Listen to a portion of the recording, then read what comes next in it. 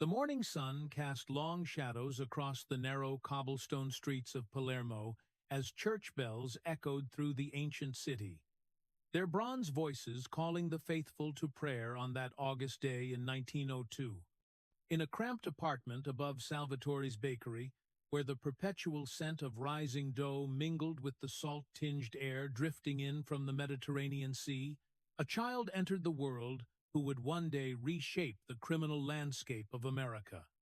Carlo Gambino drew his first breath in the Passo di Regano neighborhood, a modest district where weathered stone buildings leaned against each other like old friends sharing secrets, and where every whispered conversation seemed to carry the weight of centuries-old traditions. The infant's father, Tommaso Gambino, possessed hands that told the story of a lifetime spent wrestling with the sea.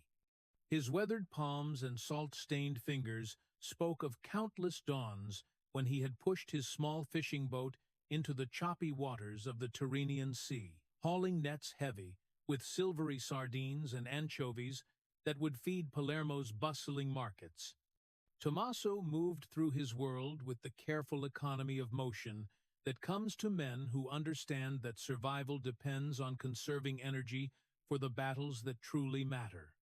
His dark eyes, set deep beneath thick brows,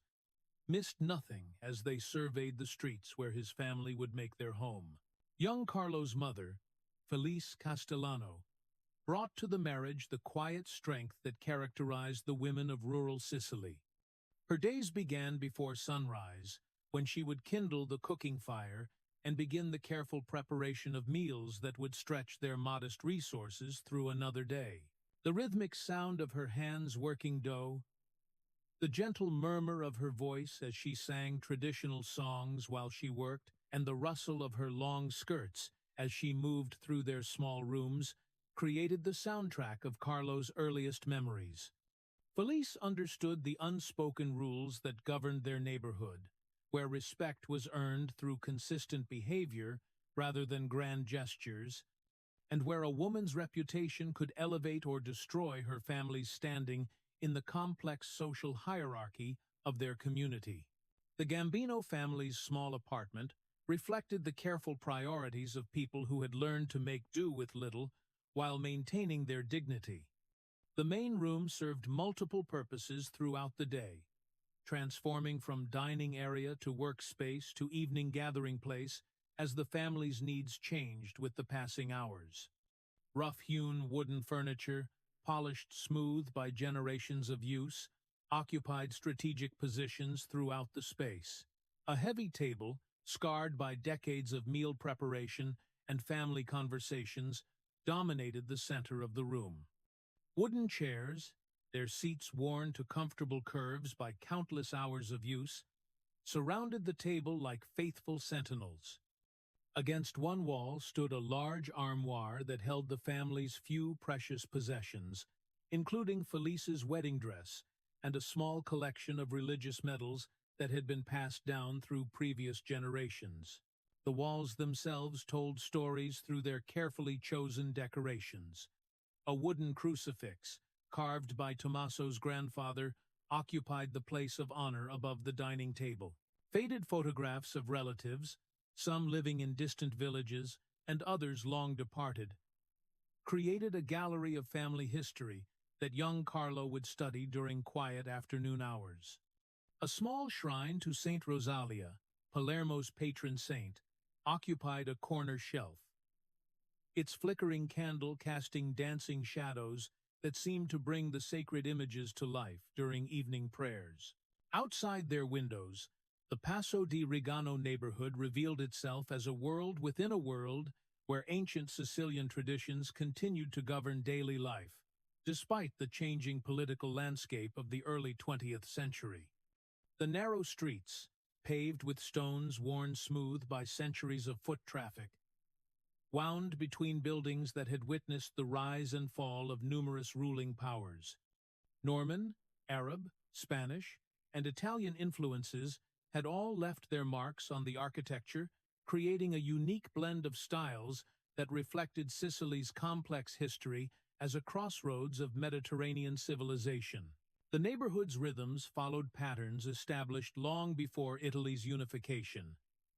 When Sicily had been governed by a patchwork of local strongmen who commanded loyalty through a combination of respect, fear, and mutual obligation. These traditions had not disappeared with the arrival of distant government officials from Rome. Instead, they had adapted and evolved, creating a parallel system of authority that operated alongside, and sometimes in opposition to, official legal structures. Young Carlo absorbed these lessons through observation rather than instruction, watching as his father navigated the complex relationships that defined their community. He noticed how certain men commanded instant respect when they entered the local tavernas, how conversations would pause and then resume in different directions when these figures appeared. He observed the careful choreography of greetings, the precise timing of gestures, and the subtle ways that information was shared or withheld, depending on who was listening. The boy's education in these unwritten laws began early, as he accompanied his parents through the daily routines that connected their family to the broader community. Market days provided particularly rich opportunities for learning, as Felice would navigate the crowded stalls with Carlo at her side, teaching him to recognize quality produce, to bargain respectfully with vendors, and to maintain the family's reputation through every interaction.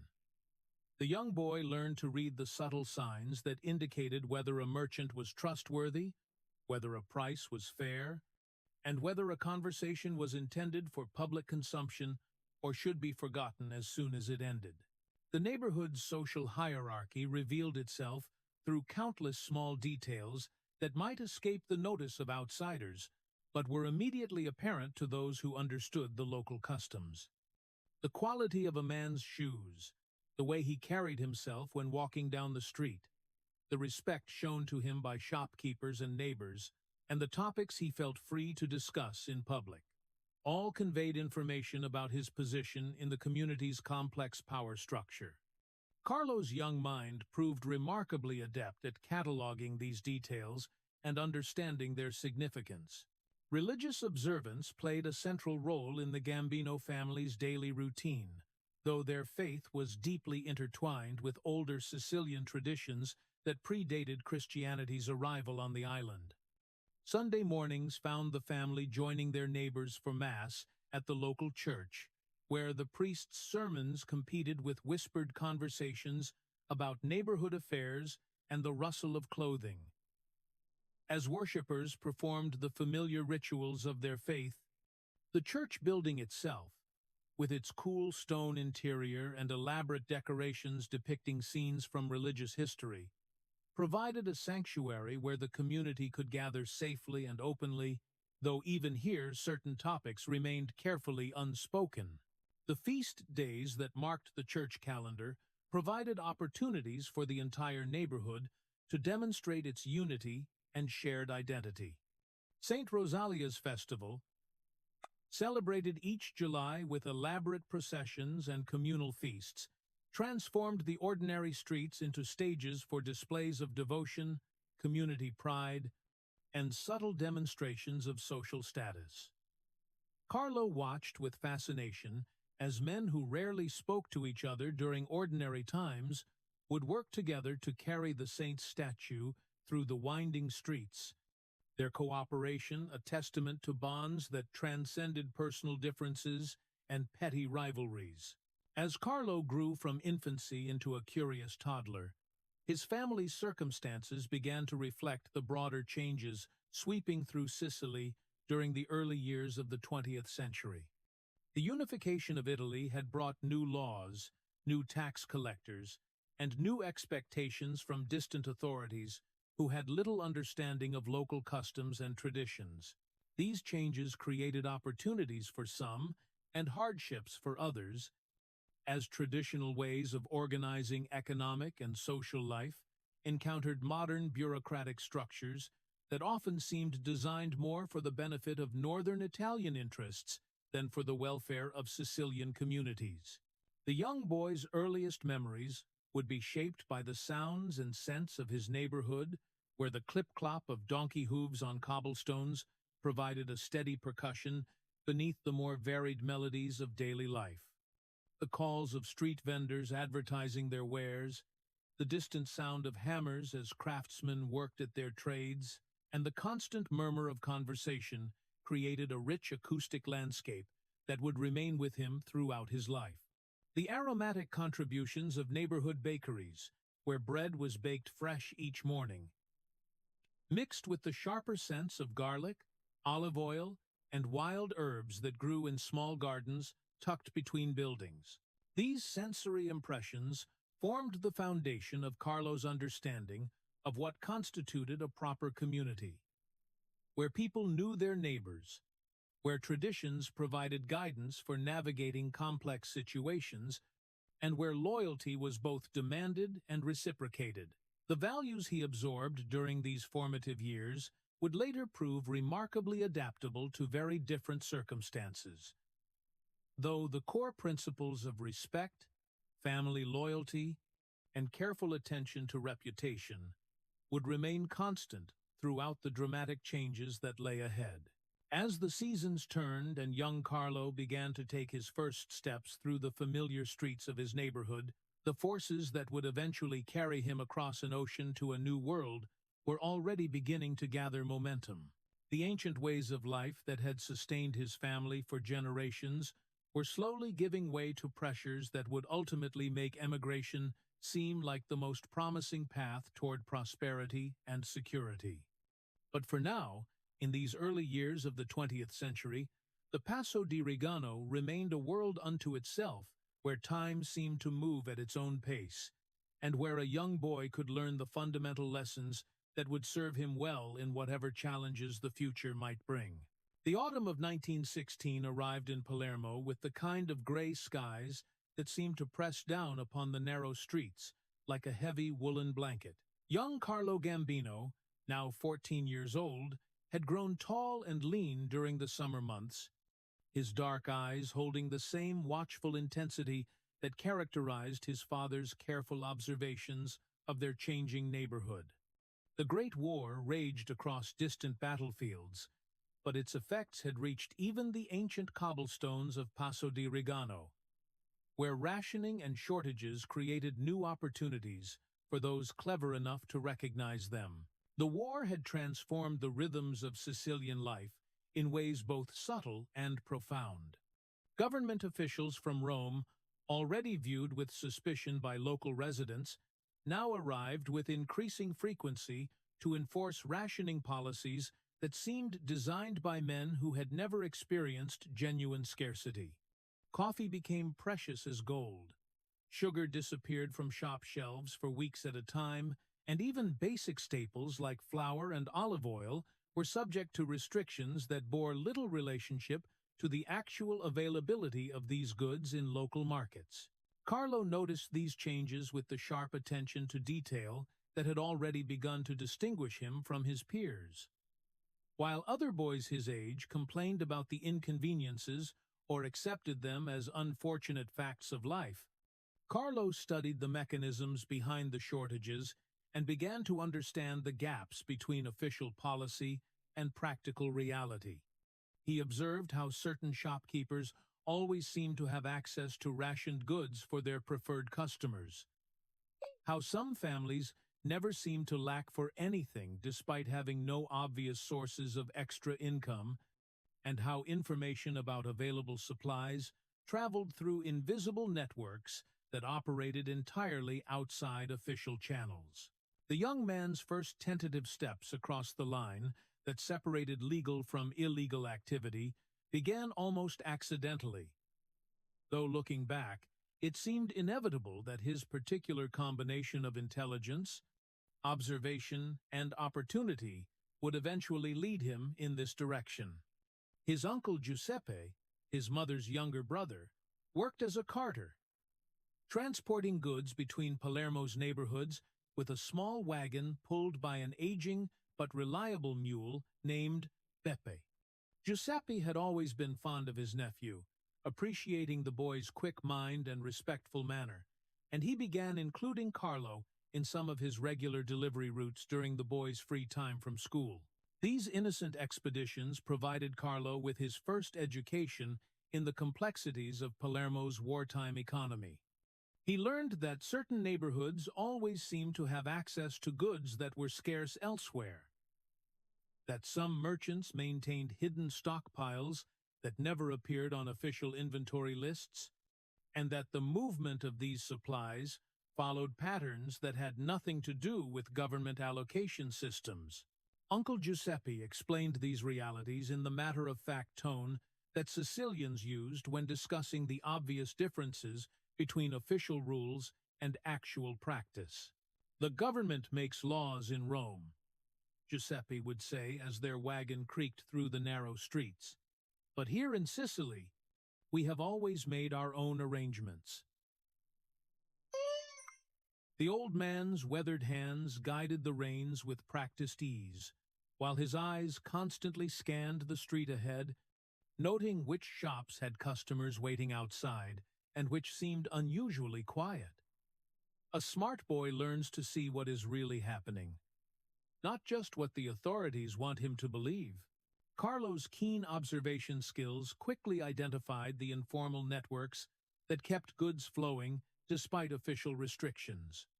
He noticed that certain men, recognizable by their careful dress and measured manner of speaking, seemed to appear at strategic moments when supplies were being moved or distributed.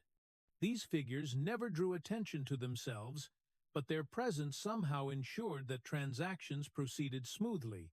and that all parties involved seemed satisfied with the arrangements. The boy began to understand that these men provided services that went far beyond simple commerce, offering a form of insurance and mediation that made complex transactions possible in uncertain times. The opportunity for Carlo's first independent venture arose during the particularly harsh winter of 1916 and 1917, when coal shortages left many families struggling to heat their homes. The official distribution system had broken down completely, leaving residents to find their own solutions or face the prospect of spending the coldest months in unheated apartments. Carlo recognized that his youth and innocent appearance could be valuable assets in navigating this crisis, and he began to explore the possibilities for connecting suppliers with customers in ways that benefited everyone involved. His initial approach was cautious and modest, focusing on relationships he already understood rather than attempting to create entirely new networks. He knew that his uncle's friend Salvatore, who operated a small warehouse near the port, often had access to coal that could not be distributed through official channels due to bureaucratic complications. He also knew that several families in his neighborhood desperately needed fuel, but lacked the connections or knowledge necessary to locate alternative suppliers. The solution seemed obvious, though implementing it required careful attention to details that could easily go wrong if not handled properly. Carlo's first successful transaction involved helping the Benedetto family, elderly neighbors who lived 2 streets away from his own home. Signor Benedetto had served as a clerk for the municipal government before his retirement, and his small pension provided barely enough income to cover basic necessities even in normal times. The coal shortage had forced the family to choose between heating their apartment and purchasing adequate food, a decision that no one should have to make but which had become common throughout the neighborhood. The young entrepreneur approached the situation with remarkable sophistication for someone his age. Rather than simply offering to sell coal at inflated prices, he positioned himself as a facilitator who could solve problems for both suppliers and customers. He explained to Signor Benedetto that he knew someone who might be able to help with their heating situation, and he assured Salvatore that he had identified customers who would be grateful for access to fuel and willing to pay fair prices for reliable supplies. The actual transaction took place on a foggy morning in late January, when visibility was poor and most residents remained indoors to conserve warmth. Carlo met Salvatore at his warehouse, where several sacks of coal had been set aside for customers who could pay cash and ask no questions about official paperwork. The boy's role involved more than simple delivery, though that was certainly part of his responsibilities. He also served as a buffer between supplier and customer,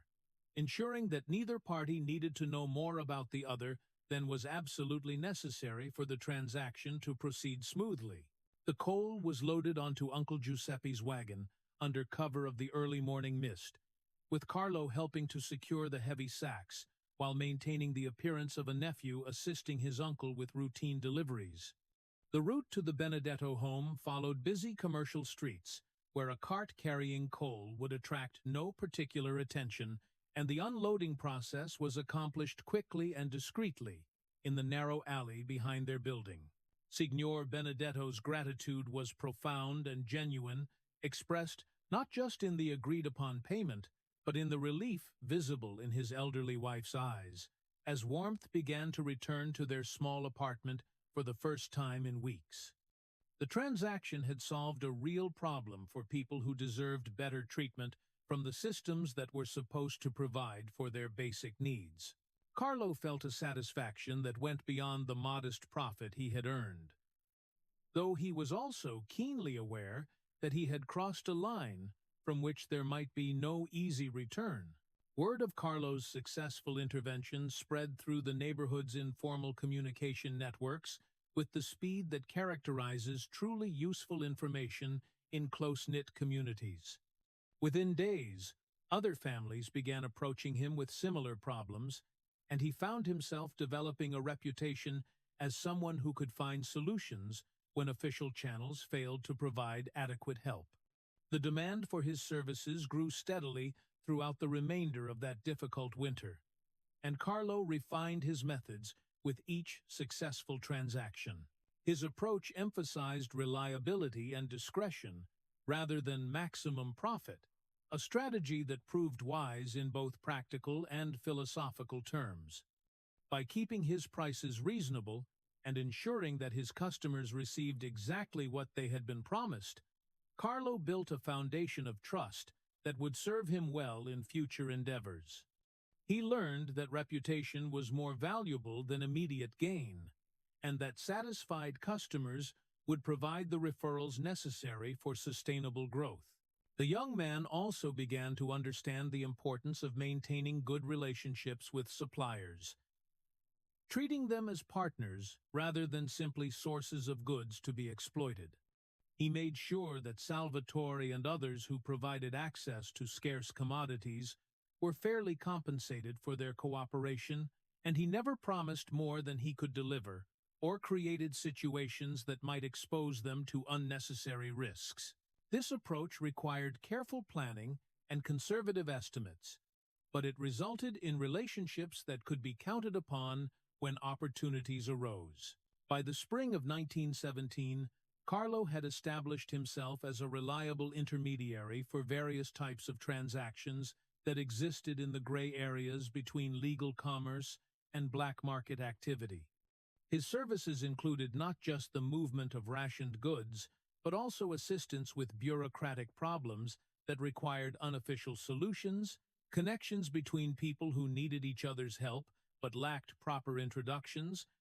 and advice for neighbors who found themselves dealing with government officials who seemed more interested in collecting bribes than providing legitimate services. The psychological transformation that accompanied these practical developments was perhaps even more significant than the material benefits Carlo derived from his new activities. He began to see himself as someone who could influence events rather than simply endure them. A person whose intelligence and initiative could create opportunities where others saw only obstacles. The confidence that came with this realization affected everything from his posture when walking down familiar streets to his willingness to engage in conversations with adults who had previously seemed impossibly sophisticated, worldly. The relationships Carlo developed during this period also provided him with access to information and perspectives that would prove invaluable in future years. The men who trusted him with their business dealings began to include him in conversations about topics that went far beyond immediate commercial concerns. He learned about the complex relationships between legal authorities and local power structures, about the historical patterns that shaped contemporary events, and about the unwritten rules that governed behavior in situations where official laws provided inadequate guidance. These educational opportunities came naturally, as Carlo demonstrated his reliability and discretion in handling increasingly complex assignments. The men who had initially seen him as simply a clever boy began to recognize him as someone who possessed qualities that could not be taught through formal instruction. His ability to understand unstated implications, to maintain confidences under pressure, and to find creative solutions to seemingly impossible problems marked him as potentially valuable in endeavors that required far more sophistication than simple commerce. As the seasons changed and Carlo's 15th birthday approached, the foundation had been laid for developments that would eventually carry him far beyond the familiar streets of Palermo. The skills he had acquired, the relationships he had built, and the reputation he had established would all prove transferable to very different circumstances in distant places. The young man, who had begun by helping neighbors obtain heating fuel during a difficult winter, had discovered capabilities and ambitions that would ultimately reshape his understanding of what might be possible in a world where traditional rules often proved inadequate for addressing real human needs. The transition from helpful neighbor to skilled intermediary had occurred so gradually that Carlo himself might not have recognized the full significance of the changes until much later. But the foundation had been established, and the next phase of his education in the complex realities of power and influence was about to begin in earnest. The spring of 1918 brought with it a sense of renewal that seemed to permeate every corner of Palermo, from the ancient marketplaces, where vendors called out their wares in voices that carried across centuries of tradition, to the quiet cafes, where men gathered to discuss matters that required careful consideration and absolute discretion. Carlo Gambino, now approaching his 16th birthday, had begun to attract the attention of individuals whose approval could open doors that remained invisible to most residents of his neighborhood. His reputation for reliability and intelligence had spread beyond the immediate circle of families he had helped during the difficult winter months,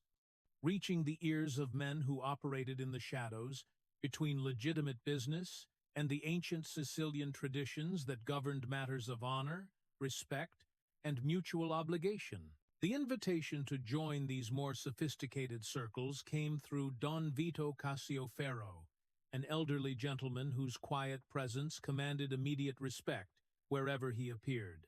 Don Vito had heard about the young man's discretion and effectiveness in handling delicate transactions, and he recognized qualities that could be developed into something far more significant than simple neighborhood problem-solving. The Don operated from a modest social club located in a narrow building that had once housed a medieval guild hall, its thick stone walls providing natural insulation for conversations that required absolute privacy. Carlo's first visit to the club occurred on a warm evening in late May, when the scent of jasmine drifted through the open windows and mixed with the aromatic smoke from the Don's carefully maintained pipe. The young man had been instructed to arrive precisely at 8 o'clock in the evening, to enter through the side door rather than the main entrance, and to wait quietly until he was invited to speak. These seemingly simple instructions contained layers of meaning that Carlo was beginning to understand, lessons in protocol that governed interactions between individuals of different status and experience within the complex hierarchy of Sicilian criminal society. The interior of the club reflected the careful balance between modesty and authority that characterized successful leaders in this hidden world. Heavy wooden furniture, polished to a deep gleam by decades of use, occupied strategic positions throughout the main room. A large table dominated the center of the space, its surface scarred by countless meetings where important decisions had been made through patient discussion and careful negotiation. Photographs of respected figures from previous generations lined the walls, their stern faces providing silent testimony to the continuity of traditions that had governed Sicilian criminal organizations for centuries. Don Vito himself appeared to be a man in his 60s, though his exact age remained one of many details about his life that he preferred to keep private. His clothing was elegant but never ostentatious, reflecting his understanding that true authority did not require external display. His dark eyes, set deep beneath graying eyebrows, missed nothing as they evaluated the young man who had been brought to his attention. When he spoke, his voice carried the weight of absolute certainty, though he never raised it above the conversational tone that experienced leaders used when they knew their words would be heeded without question. "Young Gambino," the Don said, gesturing for Carlo to take a seat across from him at the scarred wooden table. "I have heard interesting things about your activities during the recent difficulties. It seems you possess qualities that might be useful in more significant endeavors."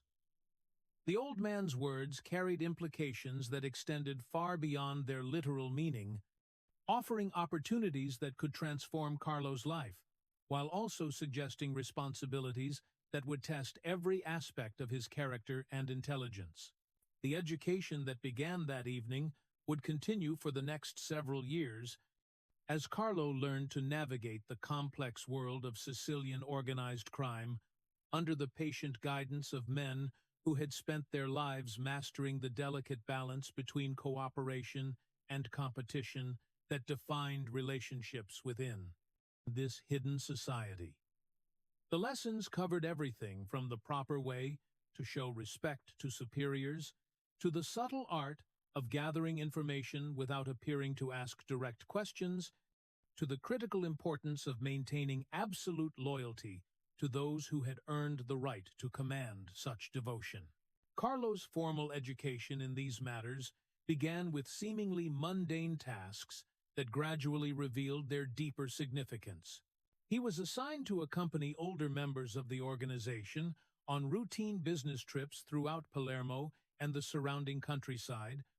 ostensibly serving as a messenger or assistant, but actually receiving instruction in the countless details that distinguished successful criminal enterprises from amateur efforts that inevitably attracted unwanted attention from authorities. These expeditions provided opportunities to observe the careful choreography of power that governed interactions between different criminal groups, each of which controlled specific territories or specialized in particular types of illegal activity. Carlo learned to recognize the subtle signs that indicated whether a meeting was proceeding smoothly or whether tensions were developing that might require immediate attention.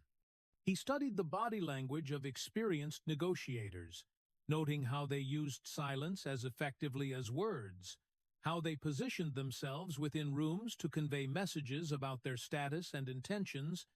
and how they managed to communicate complex ideas through gestures and expressions that would be meaningless to outside observers. The young man's responsibilities gradually expanded as he demonstrated his ability to handle increasingly complex assignments without compromising the security or effectiveness of the organization's operations. He was entrusted with carrying messages between different groups,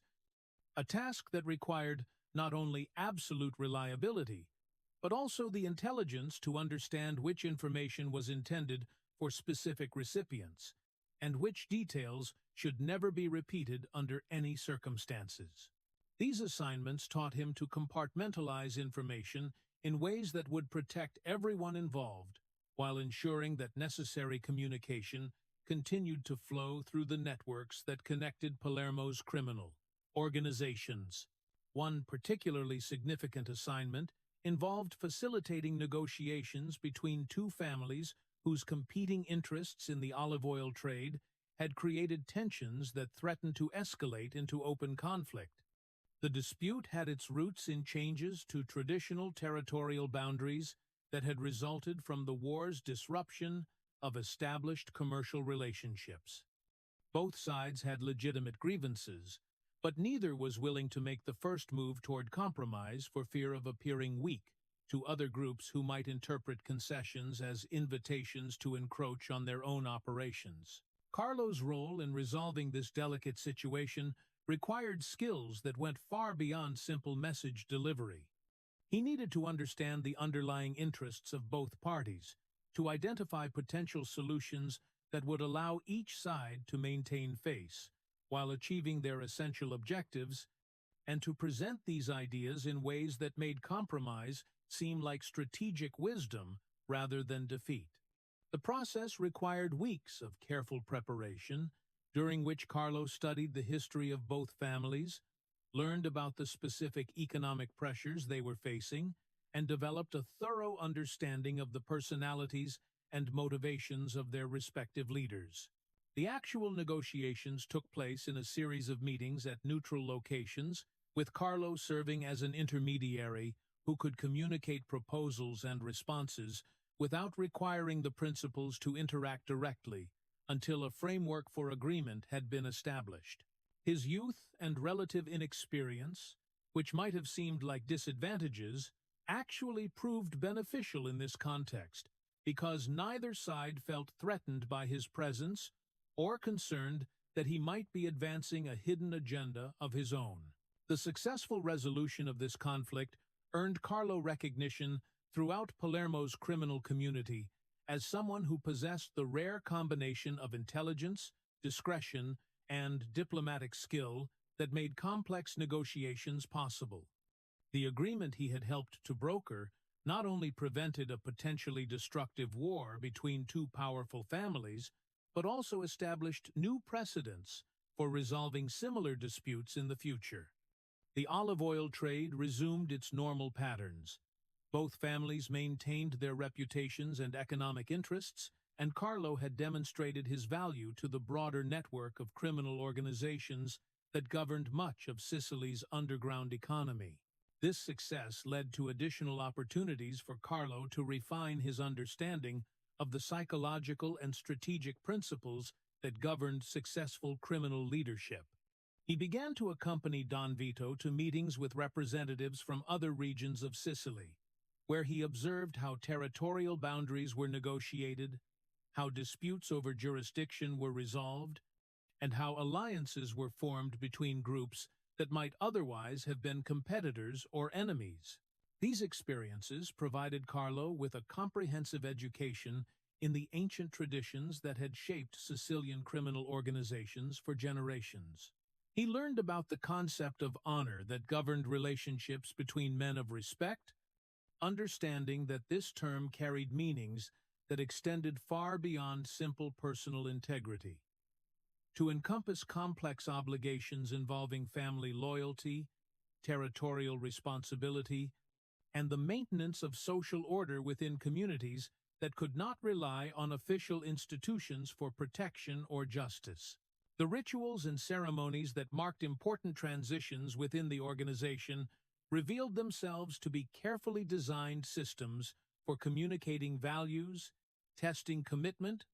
and ensuring that new members understood the full implications of their association with these powerful groups. Carlo participated in several such ceremonies during his apprenticeship, each of which deepened his understanding of the bonds that connected him to his fellow members and the responsibilities that these relationships entailed. The code of silence that protected the organization's activities from outside interference was perhaps the most fundamental principle that Carlo had to master during this period of intensive education. This concept, known as omerta, represented far more than simply refusing to cooperate with law enforcement officials. It embodied a complete philosophy of life that emphasized self-reliance, personal responsibility,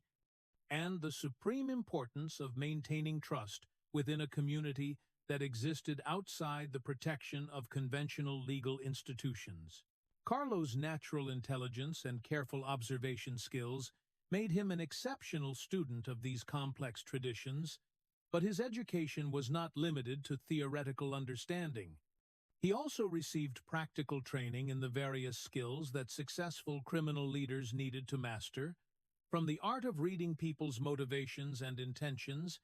to the techniques of gathering information through casual conversation, to the methods of ensuring that agreements were honored even when no written contracts existed to enforce compliance. The financial aspects of criminal enterprise revealed themselves to be far more sophisticated than simple theft or extortion.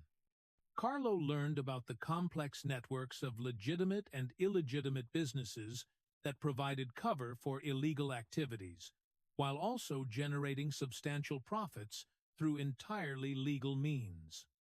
He studied the techniques of money management that allowed criminal organizations to accumulate and invest their earnings without attracting unwanted attention from tax collectors or banking officials who might ask uncomfortable questions about the sources of large deposits. As Carlo's 18th birthday approached in the late summer of 1920, his transformation from neighborhood problem solver to sophisticated criminal apprentice was nearly complete. The young man, who had begun by helping elderly neighbors obtain heating fuel, had evolved into someone who could navigate the most complex political and economic challenges that faced Sicily's criminal organizations. His reputation for intelligence, reliability, and absolute discretion had made him a valued member of one of Palermo's most respected criminal families, and his future seemed assured within the ancient traditions that had governed this hidden world for centuries. But even as Carlo mastered the lessons that Sicily had to teach, larger forces were beginning to reshape the world beyond the Mediterranean. The Great War had ended, leaving behind political and economic upheavals that would eventually reach even the most traditional corners of European society. Stories were beginning to circulate about opportunities in America, where Sicilian immigrants were establishing communities that might welcome young men with the specialized skills that Carlo had spent the past several years developing. The next phase of his education was about to begin in a very different classroom,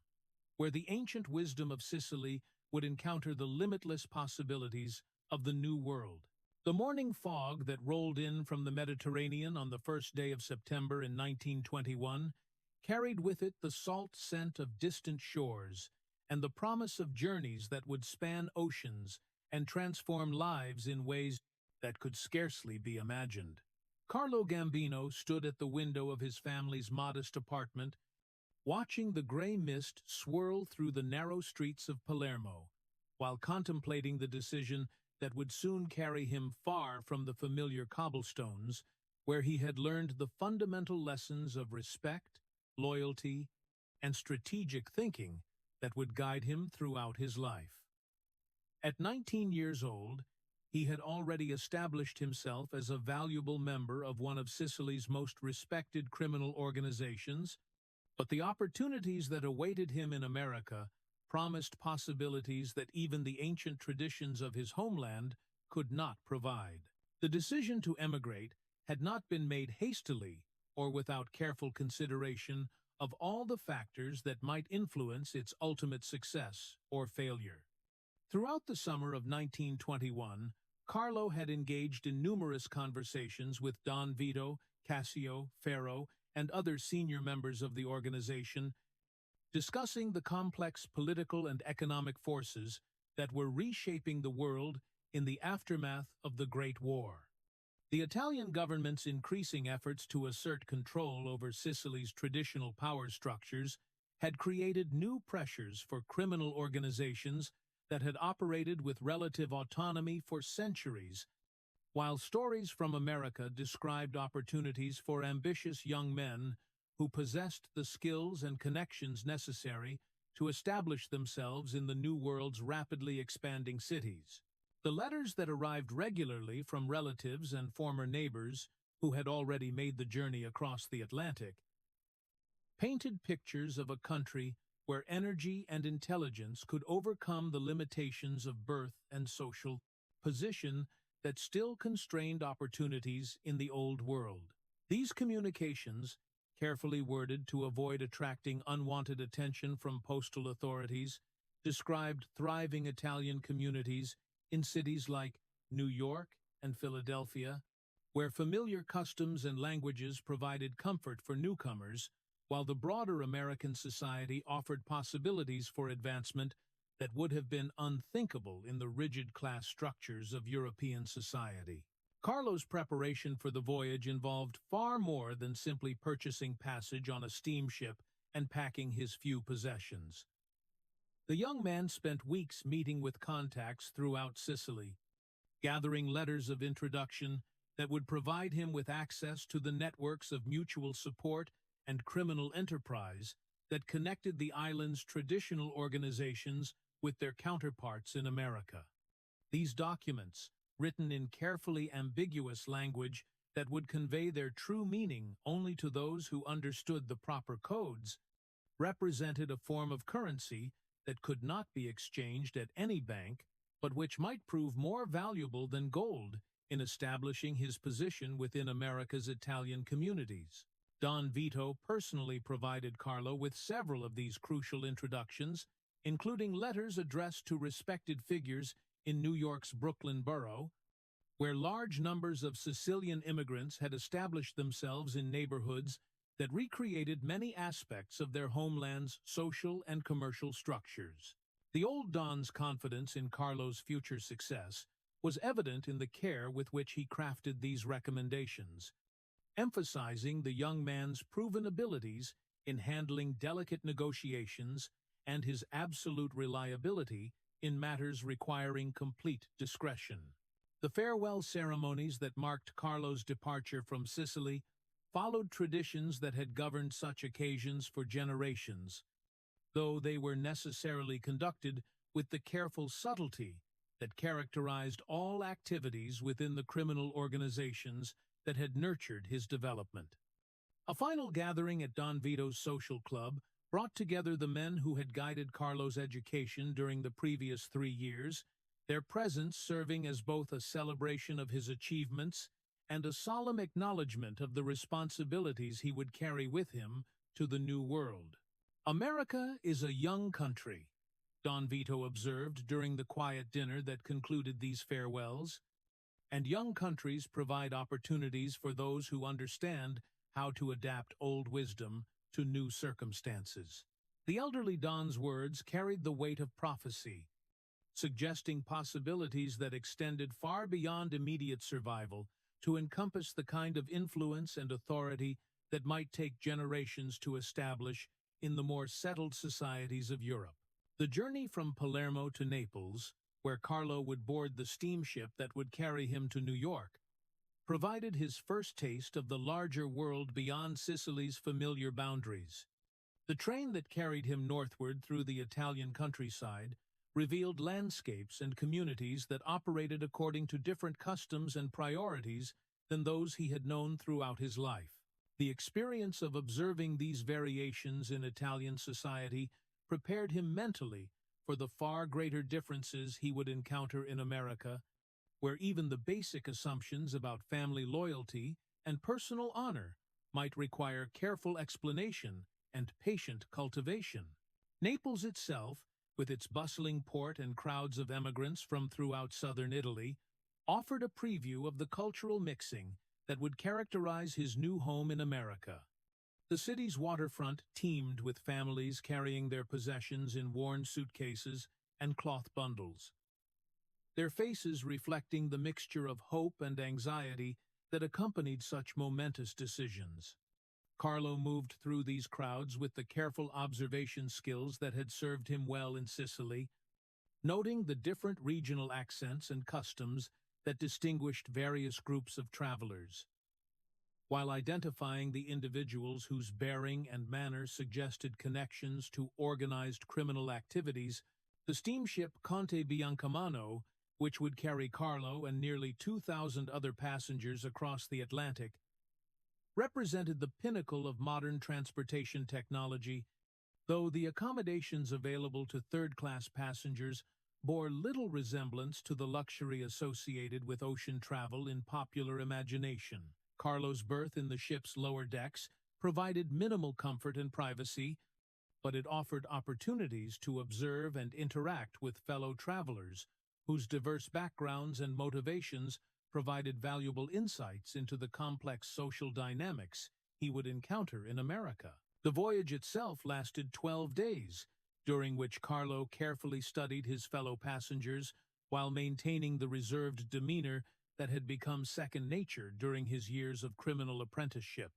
He identified several individuals who appeared to possess connections to organized criminal activities, recognizing them through subtle signs of bearing and dress that would be meaningless to casual observers, but which spoke volumes to someone trained in reading such indicators. These men, he noted, tended to travel in small groups and maintained careful distance from the ship's officers and other representatives of official authority. The daily rhythms of shipboard life provided Carlo with his first extended exposure to people from regions of Italy beyond Sicily, each group bringing its own dialects, customs, and expectations about proper behavior in social situations. The Neapolitans tended toward dramatic expressiveness that contrasted sharply with the measured reserve that characterized Sicilian interactions, while emigrants from the northern regions often displayed attitudes toward authority and social hierarchy that seemed almost foreign to someone raised in the traditional power structures of the South. The gradual emergence of the American coastline on the morning of the 13th day created a sense of anticipation that spread throughout the ship like electricity. Carlo joined hundreds of other passengers on the upper decks, watching as the low profile of Long Island gave way to the increasingly dramatic skyline of New York City. The Statue of Liberty, which appeared first as a distant speck against the gray morning sky, grew larger and more impressive as the ship navigated the final miles of its journey until the massive figure dominated the view from the ship's starboard rail. Ellis Island, where all third-class passengers were required to undergo medical examinations and legal processing before being admitted to the United States, provided Carlo's first direct encounter with American bureaucracy and his initial test of the patient endurance that would prove essential throughout his subsequent career. The immigration officials who examined his documents and questioned him about his intentions in America represented a form of authority that operated according to rules and procedures very different from those he had learned to navigate in Sicily. Though many of the underlying principles of respect and careful communication remained applicable, the questions about his background and plans required answers that were truthful enough to satisfy official requirements while revealing nothing that might create complications for his future activities. Carlo's responses emphasized his intention to find honest work and reunite with family members who had previously established themselves in New York, explanations that satisfied the immigration officers while preserving the flexibility he would need to pursue opportunities that might not conform to conventional definitions of legitimate employment. The ferry ride from Ellis Island to the Manhattan terminal provided Carlo's first close view of New York City's extraordinary skyline, where buildings of unprecedented height created canyons of stone and steel that dwarfed anything he had seen in the ancient cities of Europe. The scale and energy of the American metropolis suggested possibilities that extended far beyond his previous experience, while the obvious wealth displayed in the city's architecture and commercial activity indicated that America might indeed offer the opportunities for advancement that had motivated his decision to emigrate. The cacophony of sounds that greeted Carlo as he stepped onto American soil for the first time included languages and accents from throughout the world, creating an acoustic landscape that reflected the extraordinary diversity of the city's population. Italian voices could be heard among the multilingual chorus, but they represented only one thread in a complex tapestry of human communication that suggested the challenges and opportunities he would face in establishing himself within this new environment. Brooklyn, where Carlo's letters of introduction would provide him with access to the Sicilian community that had established itself in neighborhoods like Bensonhurst and Bay Ridge, lay just across the East River from the Manhattan terminal, where he had first set foot in America.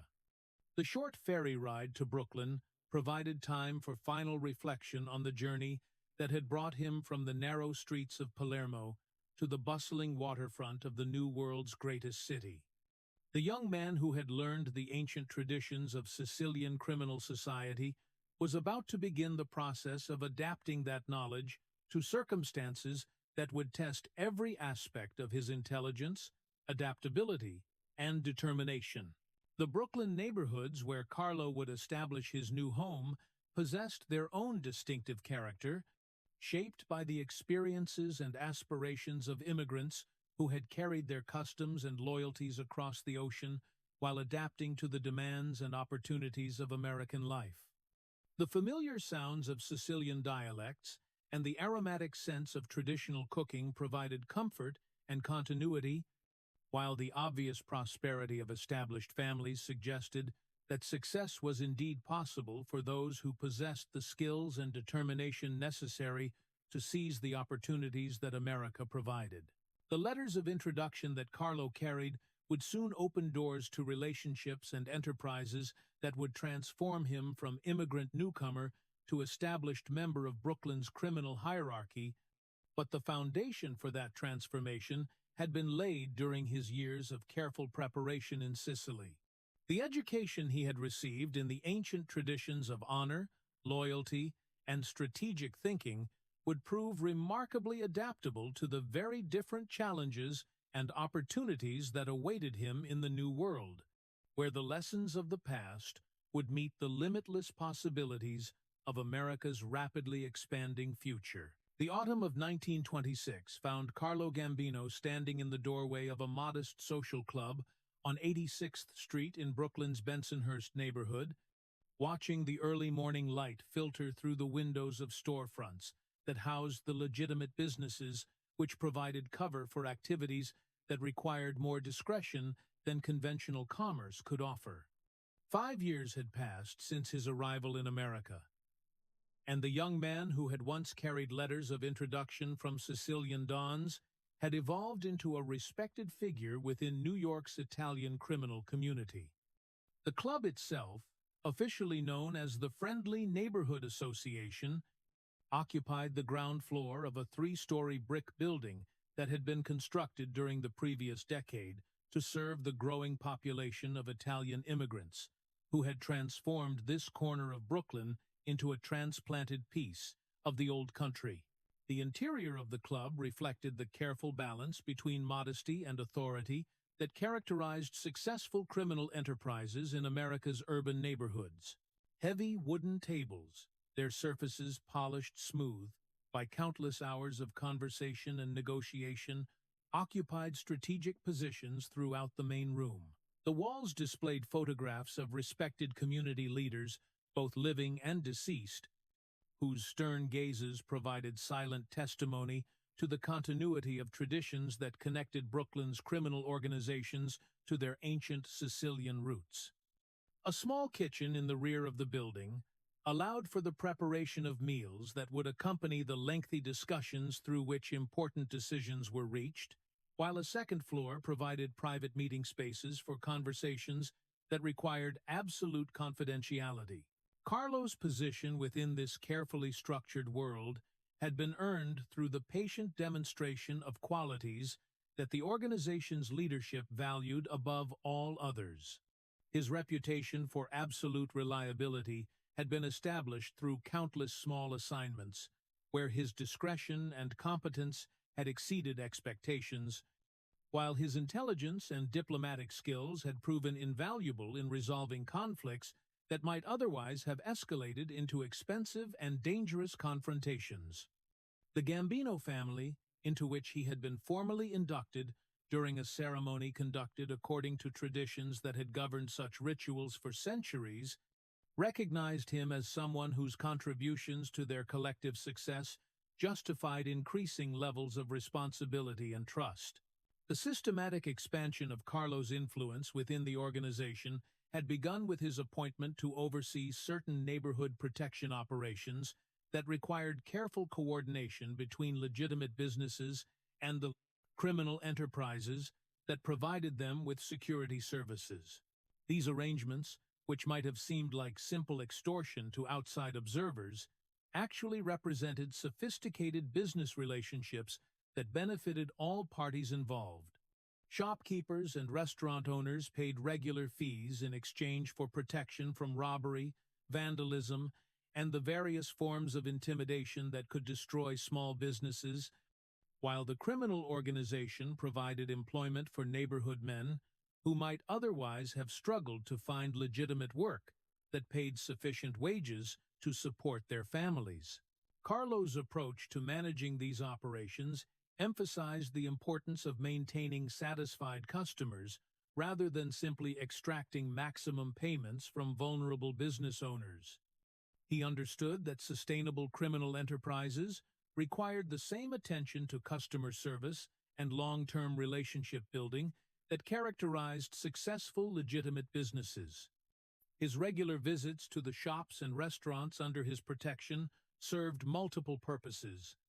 allowing him to assess the security needs of each establishment, while also demonstrating the organization's commitment to providing genuine value in exchange for the fees that were collected. The methodical recruitment of new members represented perhaps Carlo's most significant contribution to the organization's long-term success during this period of rapid expansion.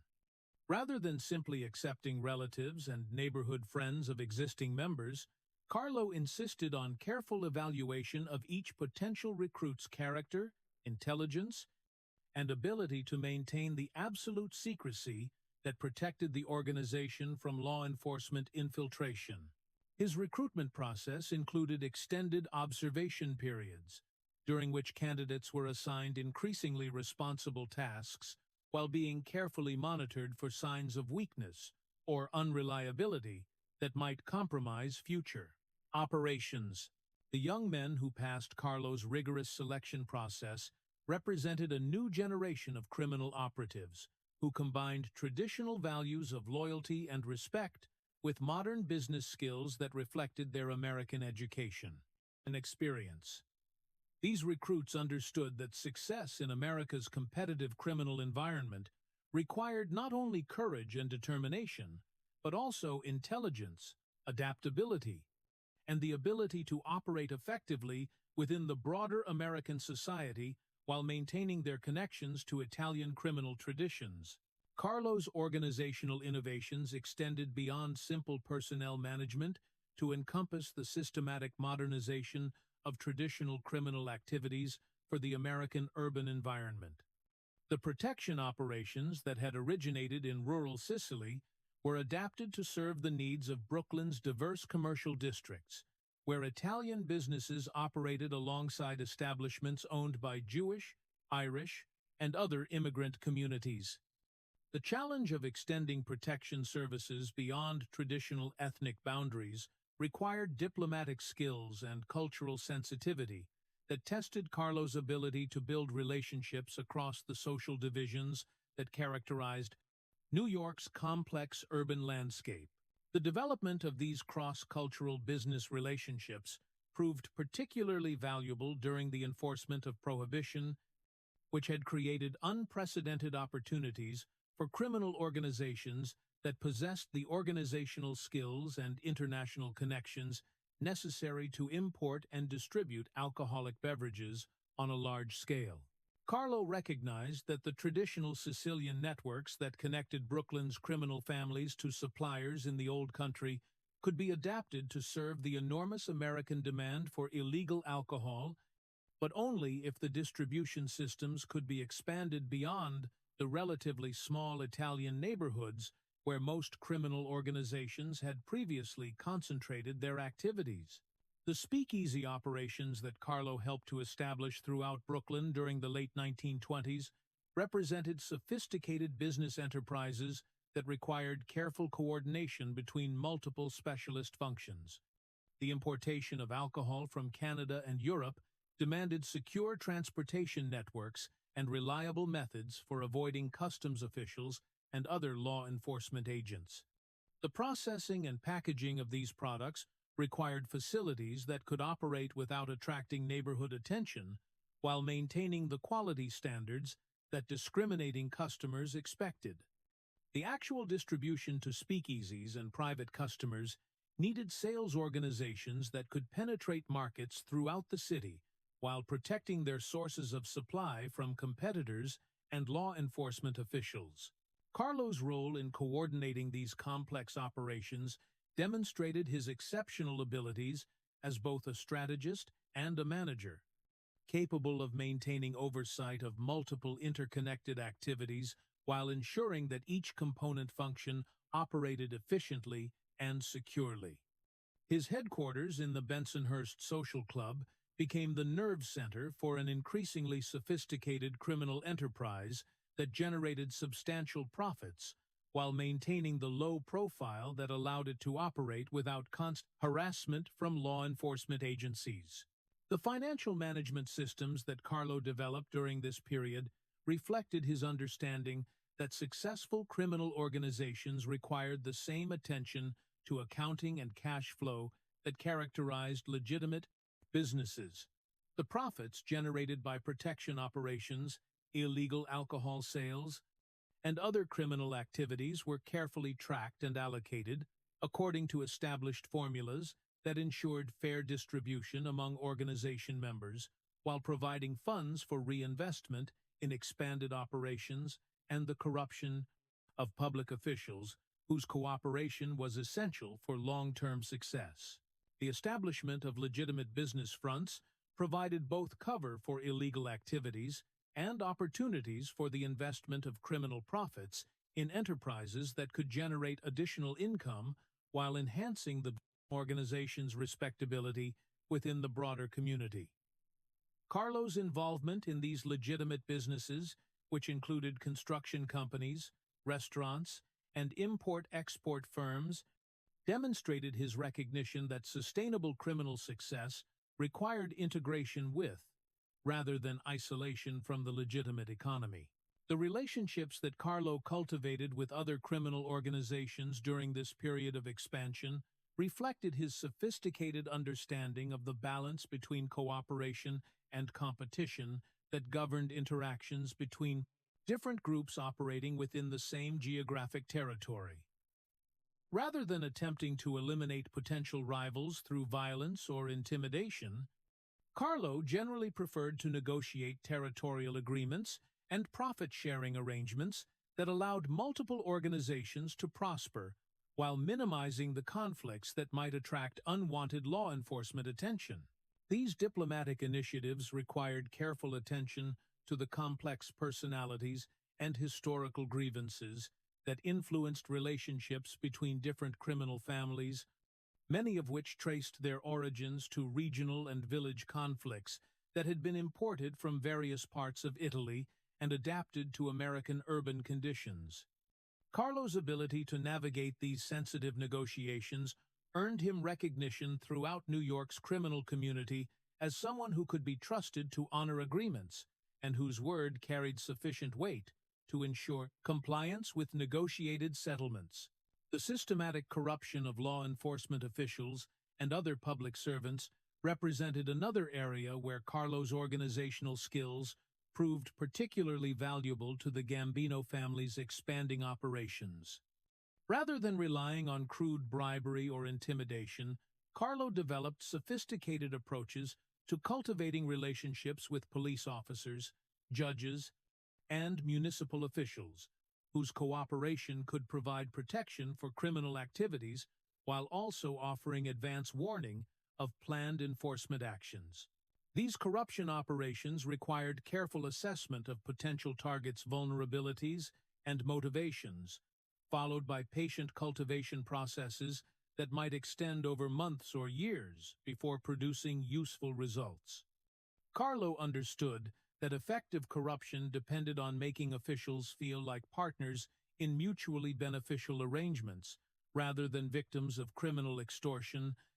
an approach that produced more reliable cooperation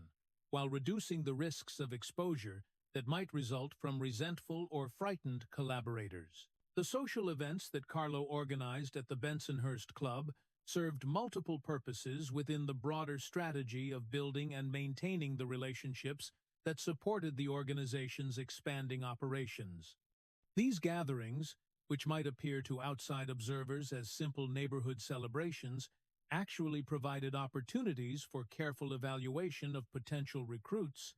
negotiation of business arrangements with other criminal groups, and the reinforcement of loyalty bonds among existing members of the organization. The careful choreography of these events reflected Carlo's deep understanding of the psychological factors that motivated loyalty and cooperation within criminal organizations. The combination of good food, respectful treatment,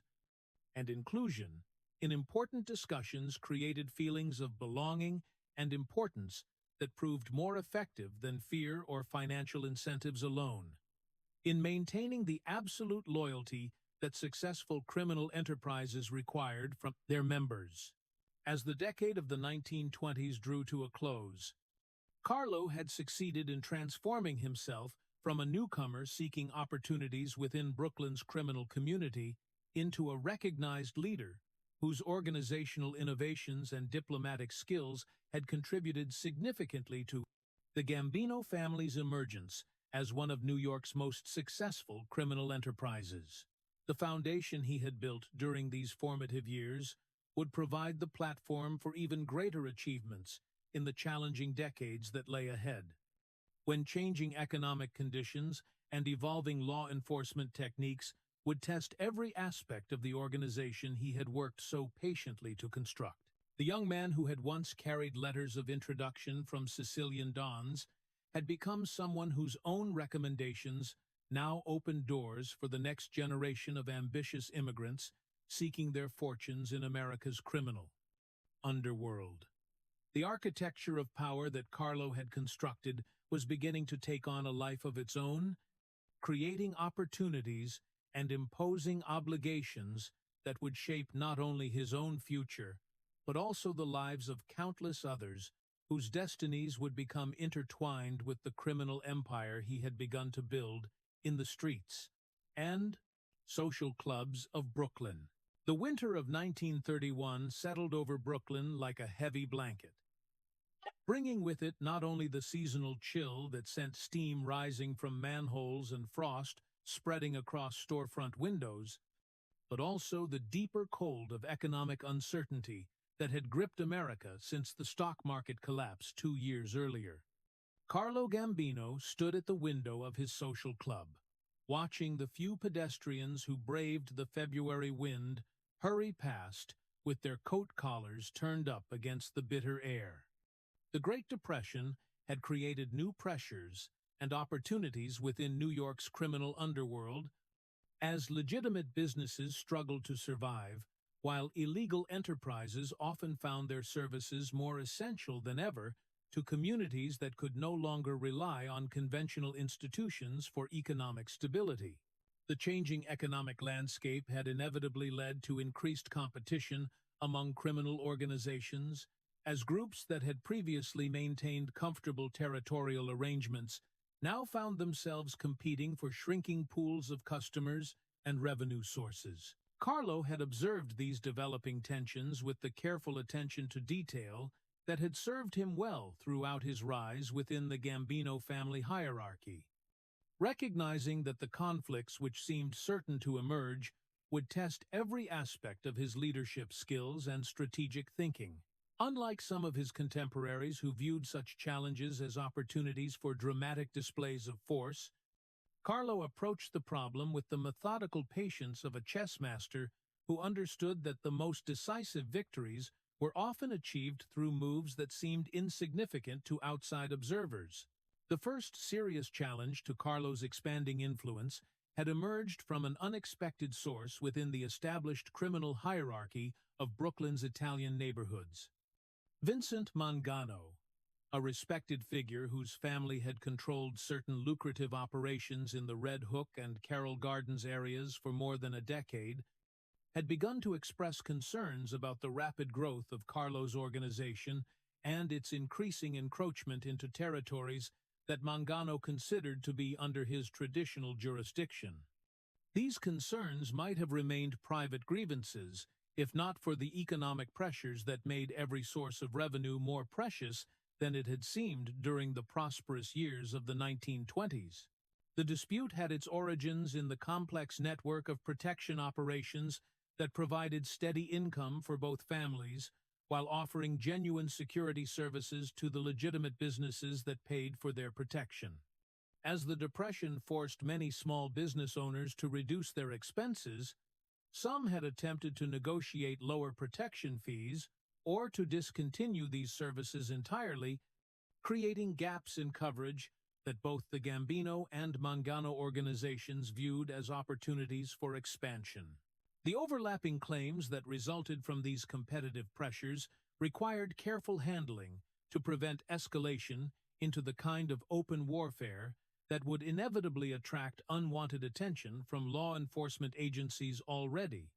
under pressure to demonstrate their effectiveness in combating organized crime. Carlo's initial response to these tensions demonstrated the diplomatic skills that had distinguished him throughout his criminal career. Rather than responding to Mangano's concerns with threats or demands for immediate submission, Carlo requested a private meeting where the two leaders could discuss their differences in the respectful manner that criminal tradition demanded when disputes arose between men of established reputation. The meeting took place at a neutral location,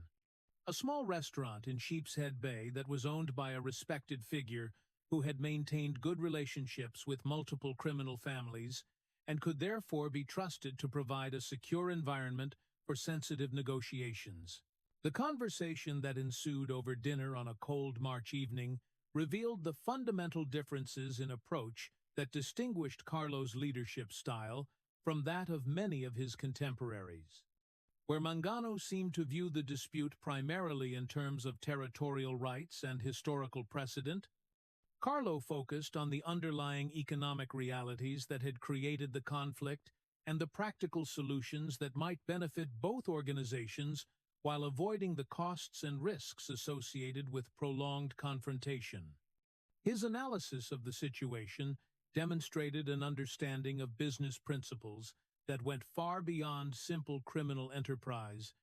recognizing that sustainable success required adaptation to changing market conditions rather than rigid adherence to arrangements that might have made sense under different circumstances. The resolution that Carlo proposed reflected his preference for solutions that allowed all parties to maintain their dignity while addressing the practical concerns that had created the original conflict.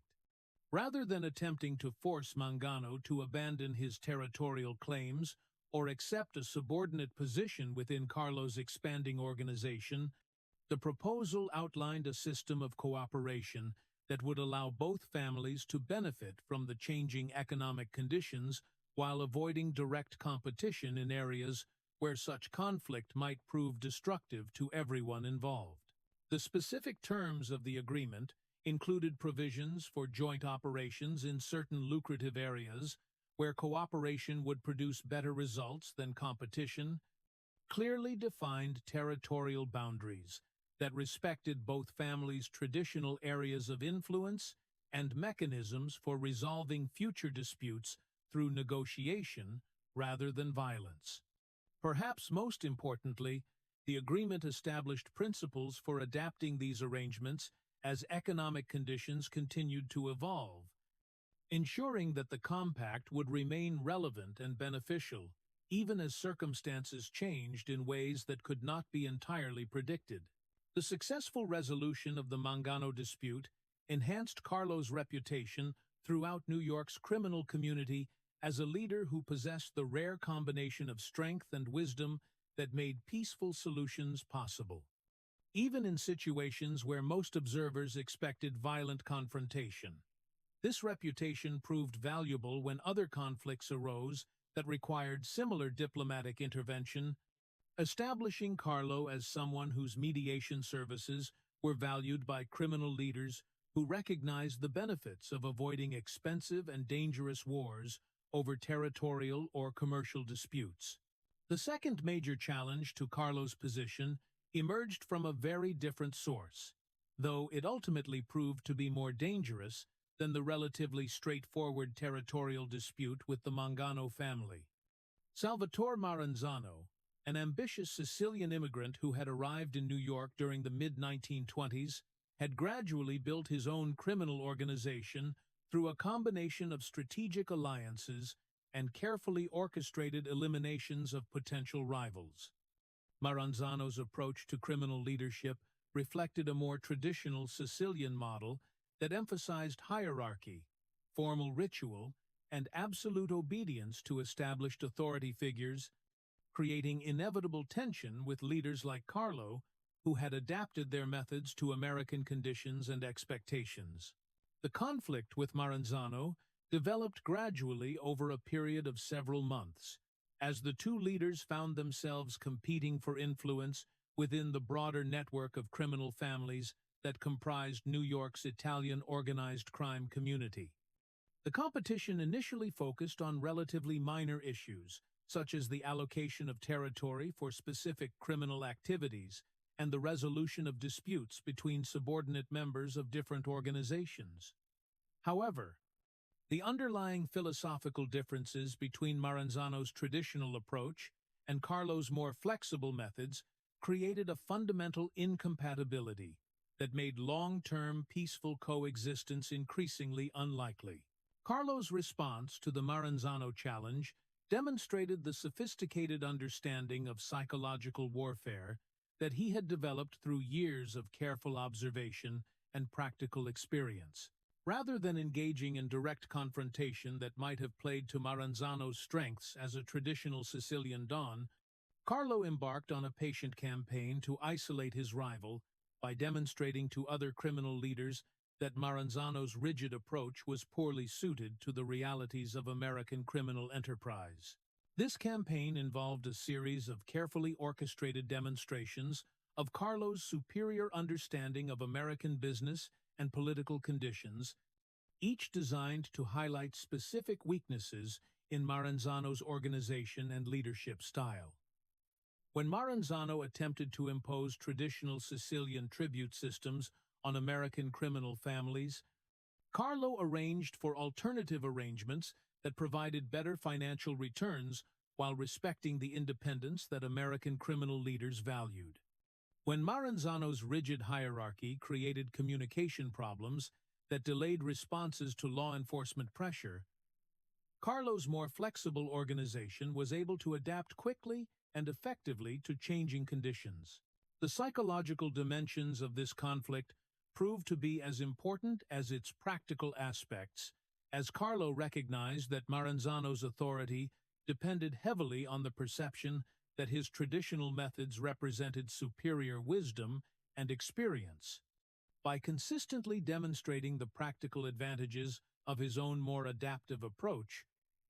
Carlo gradually undermined the foundation of respect and fear that supported Maranzano's position within the criminal hierarchy. The culmination of this careful campaign came when several of Maranzano's most trusted lieutenants began to question their leader's judgment and to explore the possibility of transferring their allegiance to organizations that offered better prospects for long-term success. These defections, which occurred over a period of several weeks during the summer of 1931, effectively destroyed Maranzano's ability to maintain control over his own organization,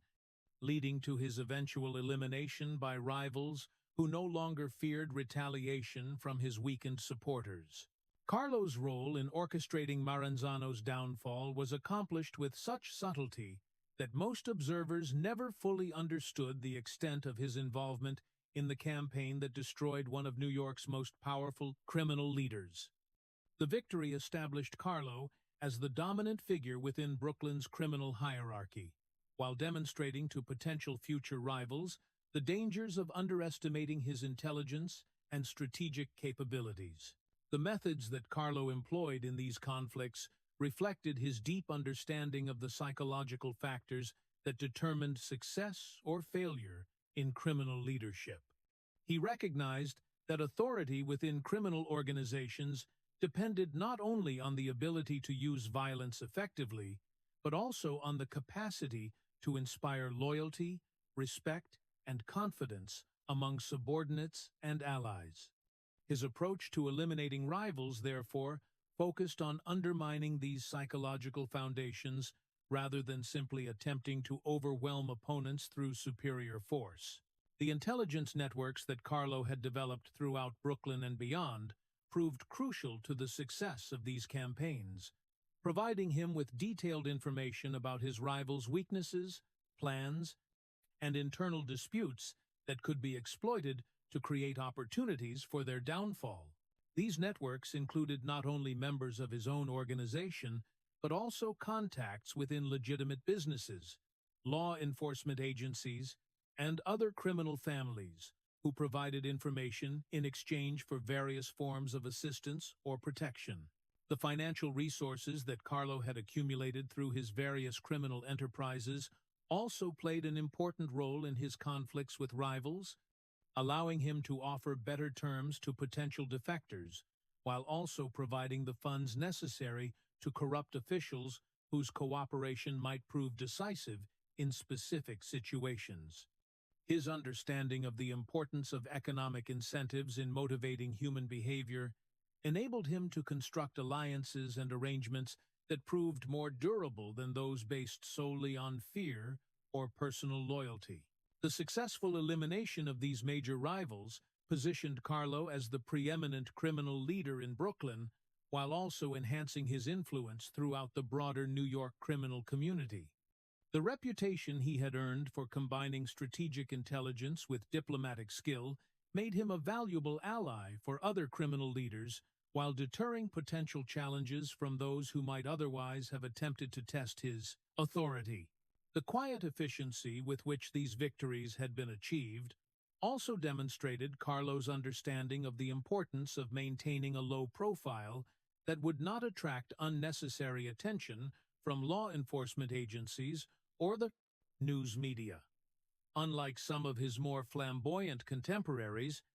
Carlo recognized that the most successful criminal leaders were often those who managed to exercise substantial power while remaining largely invisible to the general public and the authorities who might otherwise feel compelled to take action against them. As the 1930s progressed and America began to emerge from the worst effects of the Great Depression, Carlo found himself in a position of unprecedented authority and influence within New York's criminal underworld. The patient elimination of his most serious rivals had cleared the way for the next phase of his criminal career, when the organizational skills and strategic vision he had developed would be tested by challenges and opportunities that extended far beyond the familiar neighborhoods of Brooklyn, where he had first established his reputation for intelligence, determination, and quiet effectiveness. The spring of 1935 brought with it a sense of renewed possibility that seemed to permeate every corner of New York City. From the construction sites where men grateful for steady work labored to complete ambitious building projects that had been delayed by the economic troubles of recent years, to the bustling commercial districts where merchants began to display the cautious optimism that suggested America might finally be emerging from the worst effects of the Great Depression. Carlo Gambino stood on the observation deck of the recently completed Empire State Building, gazing out over the vast metropolis that stretched in every direction beyond the familiar boundaries of Brooklyn, contemplating opportunities that would test his ability to adapt the organizational methods he had perfected within his home borough to the very different challenges and conditions that existed throughout the greater New York area. The view from this remarkable height revealed the true scope of the city's complexity, as neighborhoods that had seemed distant and separate from his daily concerns now appeared as interconnected parts of a vast urban organism that pulsed with economic and social activities, requiring coordination and management on a scale that dwarfed even the most sophisticated criminal enterprises he had previously directed. Manhattan's crowded streets teemed with pedestrians whose diverse ethnic backgrounds and economic circumstances represented both challenges and opportunities for criminal organizations capable of understanding and exploiting the complex relationships that governed urban life in America's greatest city. The expansion of Carlo's influence beyond Brooklyn had begun almost imperceptibly through a series of carefully negotiated alliances and business relationships that gradually extended his organization's reach into markets and territories that had previously remained outside his direct control. The process had required patient cultivation of contacts within established criminal families throughout the greater New York area, each of which maintained its own traditions, territorial claims, and business relationships that had to be respected and accommodated rather than simply overwhelmed through superior force or intimidation. Manhattan's Garment District provided Carlo's first significant opportunity to demonstrate his ability to operate successfully outside the familiar Italian neighborhoods where he had established his reputation for intelligence and diplomatic skill. The concentration of legitimate businesses involved in clothing, manufacture, and distribution created ideal conditions for the kinds of protection and labor mediation services that criminal organizations had traditionally provided, while the district's location in the heart of Manhattan offered access to customers and business partners whose resources and connections could support much larger and more profitable operations than anything previously possible within Brooklyn's more limited commercial environment. The approach that Carlo developed for penetrating the garment district reflected his sophisticated understanding of the economic and social forces that governed legitimate business activities in American urban centers. Rather than attempting to impose traditional protection rackets on unwilling victims, Carlo focused on identifying business owners who genuinely needed the services that his organization could provide, offering solutions to real problems while ensuring that his customers received genuine value in exchange for their payments. The labor disputes that frequently disrupted garment district operations provided particularly valuable opportunities for Carlo to demonstrate his organization's effectiveness in resolving conflicts that might otherwise have caused significant financial losses for all parties involved. His ability to mediate between union leaders and business owners, drawing on his experience in managing complex negotiations between competing interests, proved invaluable in situations where traditional legal and governmental mechanisms had failed to produce satisfactory solutions. The success of these initial ventures into Manhattan's commercial districts established Carlo's reputation as a criminal leader whose services extended far beyond simple intimidation or illegal commerce, positioning him as someone who could provide genuine business consulting and problem-solving assistance to legitimate enterprises facing challenges that conventional advisors were not equipped to handle. This reputation attracted attention from business owners throughout the city, creating opportunities for expansion that might never have developed through more traditional criminal approaches. The movement into New Jersey's industrial and commercial centers represented a natural extension of Carlo's expanding operations, though it required careful navigation of political and criminal relationships that were significantly more complex than those he had encountered within New York City's relatively familiar environment. The state's proximity to New York made it an attractive location for businesses seeking lower costs and less restrictive regulations, while its extensive transportation networks provided ideal conditions for the kinds of import and distribution operations that generated substantial profits for criminal organizations with the proper connections and organizational capabilities. The port facilities of Newark and Jersey City offered particularly attractive opportunities for Carlo's expanding organization, as these locations provided access to international shipping that could support much larger smuggling operations than had been possible when his activities were limited to the smaller-scale operations that characterized most Brooklyn-based criminal enterprises. The development of these capabilities required substantial investments in equipment, personnel, and political protection, but the potential returns justified the risks and expenses involved in establishing operations on this significantly expanded scale. Carlo's approach to developing relationships with New Jersey political and law enforcement officials demonstrated the same patient cultivation methods that had proven successful in Brooklyn, though the different political culture of New Jersey required adjustments to his traditional techniques of corruption and influence. The state's political system operated according to different traditions and expectations than those that governed New York City politics, requiring Carlo to develop new contacts and learn new methods for ensuring the cooperation that his expanding operations required from local authorities. The expansion into New Jersey also provided opportunities for Carlo to establish relationships with criminal organizations that operated according to different traditions and methods than those that characterized the Italian families of New York City. These relationships, which included contacts with Irish, Jewish, and other ethnic criminal groups, broadened Carlo's understanding of American criminal enterprise while creating possibilities for cooperation that could benefit all parties involved. The movement into Florida during the late 1930s represented perhaps the most ambitious expansion of Carlo's influence, requiring the establishment of operations in a geographic and cultural environment that differed dramatically from anything he had previously encountered. The state's growing population of retirees and winter residents from northern cities created markets for various illegal goods and services,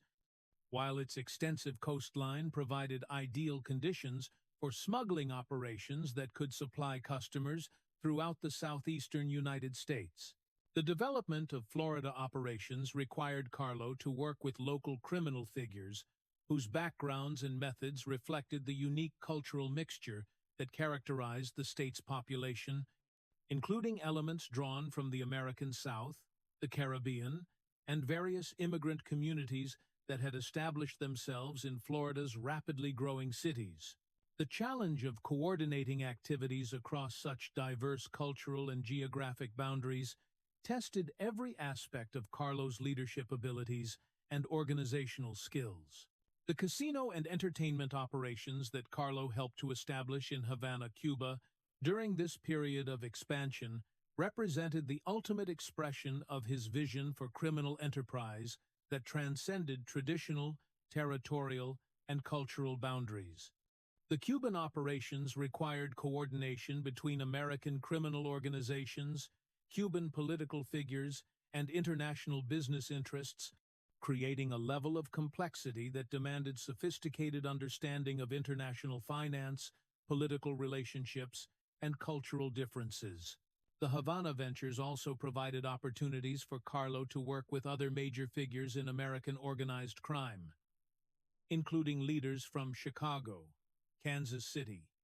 and other cities whose own expansion efforts had brought them into contact with the international opportunities that Cuba represented. These relationships enhanced Carlo's position within the national network of criminal organizations while providing access to resources and expertise that supported further expansion of his own operations. The legitimate business investments that accompanied these geographic expansions served multiple purposes within Carlo's overall strategy for building sustainable criminal influence. Construction companies provided cover for various illegal activities, while also generating substantial legitimate profits that could be reinvested in further expansion. Restaurant and entertainment businesses offered opportunities for money laundering, while also providing venues for the social and business meetings that were essential for maintaining the complex relationships that supported criminal operations. The import-export businesses that Carlo established during this period proved particularly valuable in supporting the international aspects of his expanding operations, providing legitimate cover for shipping activities, while also offering opportunities to develop the commercial relationships that could support much larger smuggling operations than had been possible through purely criminal channels. The personnel management challenges that accompanied this rapid expansion required Carlo to develop new approaches to recruitment, training, and supervision that could maintain the loyalty and effectiveness that had characterized his Brooklyn operations while adapting to the very different conditions that existed in Manhattan's commercial districts, New Jersey's industrial centers, and Florida's tourist-oriented economy. The communication systems that connected these far-flung operations represented a particular challenge,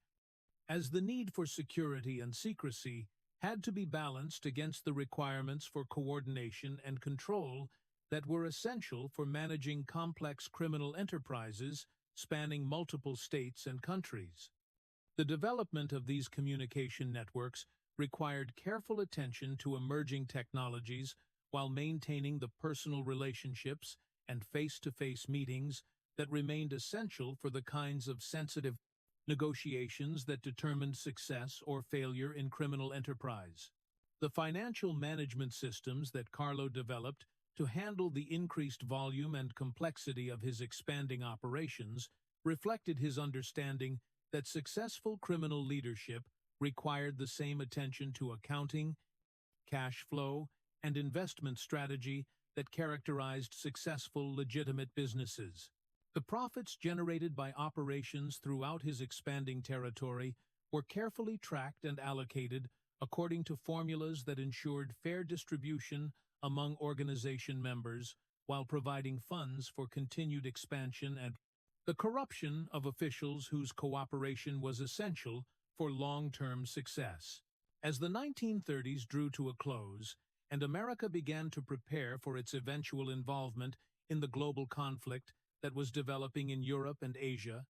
Carlo had succeeded in transforming his organization from a Brooklyn-based criminal family into a sophisticated interstate and international enterprise capable of operating effectively in diverse geographic, cultural,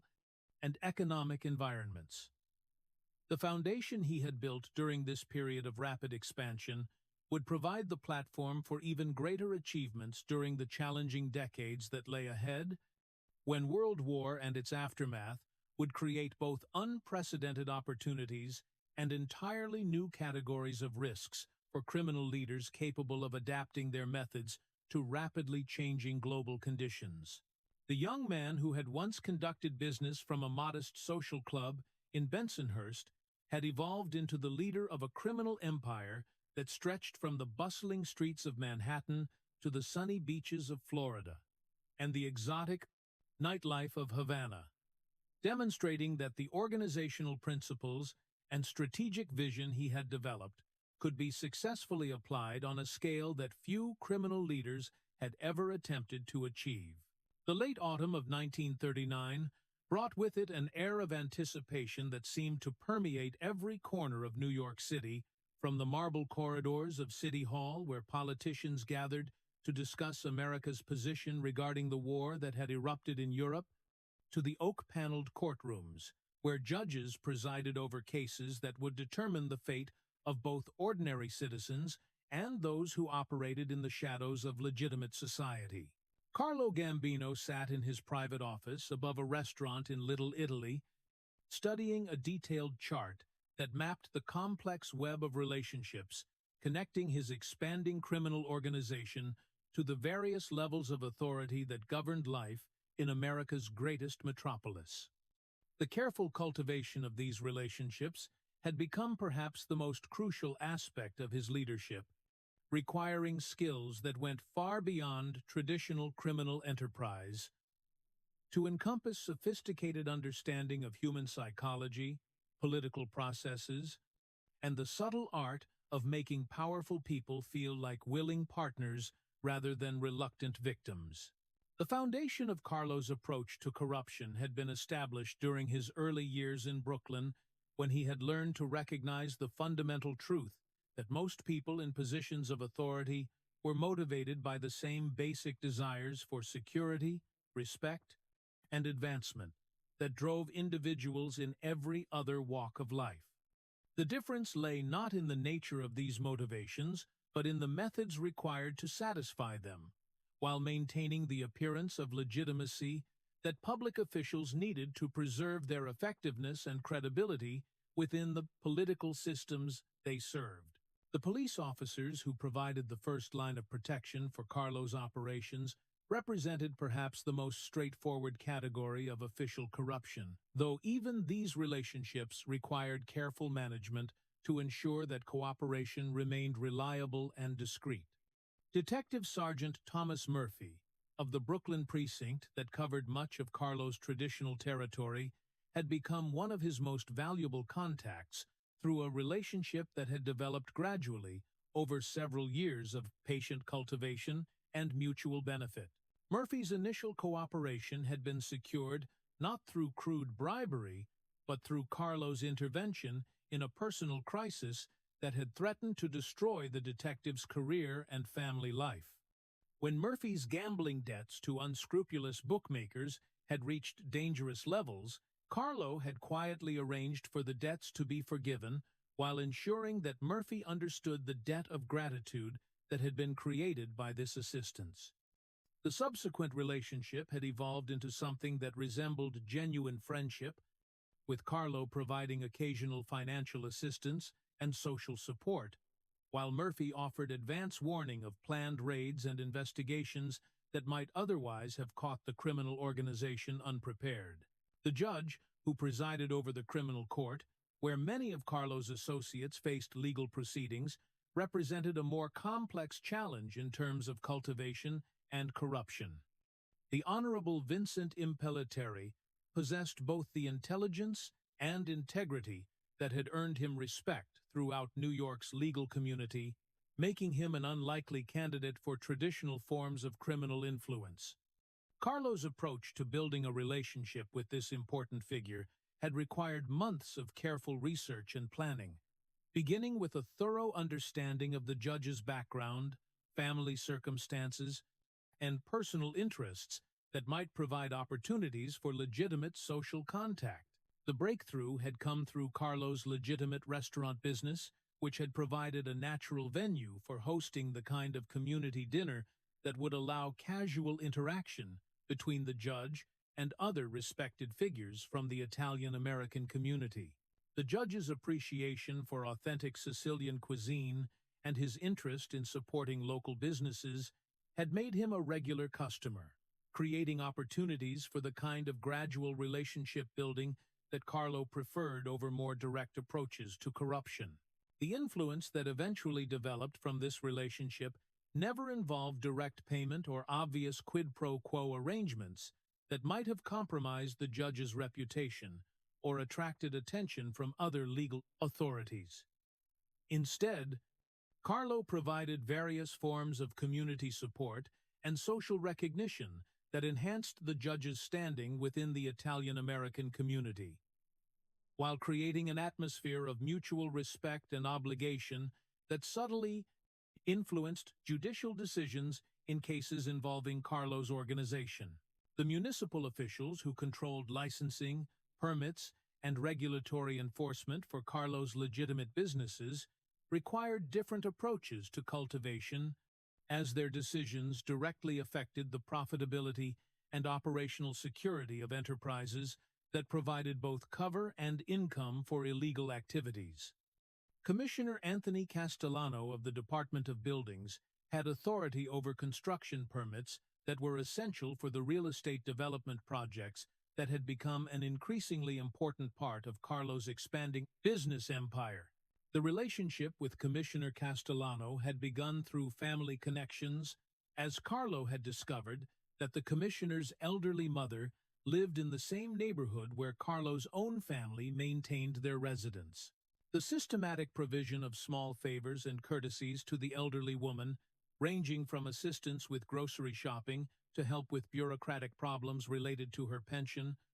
had created a foundation of gratitude that made subsequent approaches to her son seem natural and appropriate rather than calculated and suspicious. The business relationship that eventually developed between Carlo and the commissioner involved the kind of legitimate consulting and expediting services that were common in New York's construction industry. though the fees paid for these services were significantly higher than market rates, and the speed with which permits were processed was notably faster than that experienced by other developers.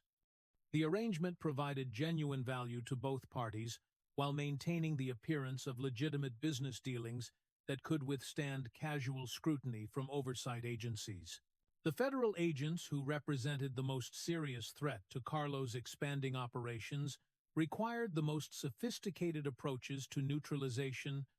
as their positions within national law enforcement agencies made them largely immune to the local political pressures that could be brought to bear on municipal officials. Special Agent Robert Anderson of the Federal Bureau of Investigation had been assigned to monitor organized crime activities in the New York area, making him a particularly important target for Carlo's influence operations. The approach to Agent Anderson had required extensive intelligence gathering to identify potential vulnerabilities that might be exploited without creating obvious conflicts of interest that could destroy the agent's career or attract attention from his supervisors. The discovery that Anderson's teenage son had been accepted to Columbia University but lacked the financial resources to attend had provided the opportunity that Carlo needed to establish a relationship based on seemingly legitimate philanthropy rather than obvious corruption. The scholarship fund that Carlo established through one of his legitimate business foundations provided assistance to deserving Italian-American students throughout the New York area, creating a framework for supporting Anderson's son that appeared to be based on merit and community service rather than attempts to influence the boy's father. The gratitude that Anderson felt for this assistance, combined with his appreciation for Carlo's apparent commitment to community improvement, had gradually transformed the federal agent from a potential threat into someone who might occasionally provide advance warning of investigations that could affect Carlo's operations. The state legislators, whose votes determined the legal framework within which all criminal and legitimate activities had to operate, represented perhaps the most challenging targets for Carlo's corruption efforts, as their high public profiles and multiple political relationships made them particularly sensitive to any actions that might be interpreted as conflicts of interest or ethical violations. Assemblyman Nicholas Festa, who served on committees that dealt with taxation and business regulation issues important to Carlo's operations, had initially seemed completely inaccessible to traditional forms of criminal influence. The breakthrough had come through Carlo's increasing involvement in legitimate political activities within the Italian-American community, where his success in business and his reputation for community service had made him a valued supporter of candidates who shared his apparent commitment to promoting Italian-American interests within the broader political system. Festa's campaigns had benefited from both financial contributions and organizational support provided by Carlo's network of business associates and community contacts, creating relationships based on shared political objectives rather than simple corruption. The influence that developed from these political relationships operated primarily through the kind of access and consultation that wealthy contributors typically enjoyed with elected officials, though Carlo's understanding of complex business and legal issues made his advice particularly valuable to legislators dealing with technical matters that required practical expertise. The financial support that Carlo provided for various legislative initiatives, channeled through legitimate political organizations and business associations, ensured that his views on important issues received serious consideration without creating obvious ethical problems for the politicians involved. The newspaper editors and reporters who shaped public opinion about crime and law enforcement issues represented a different category of influence target, requiring approaches based more on professional relationships and mutual benefit than on the financial incentives that motivated most forms of official corruption.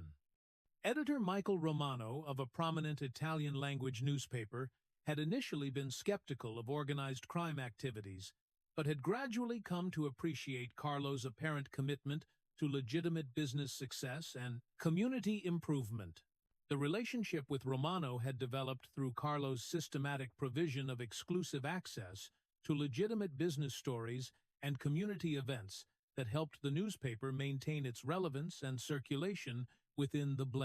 Italian-American community. The advertising revenue that Carlo's various businesses provided to the newspaper also created financial incentives for maintaining positive coverage,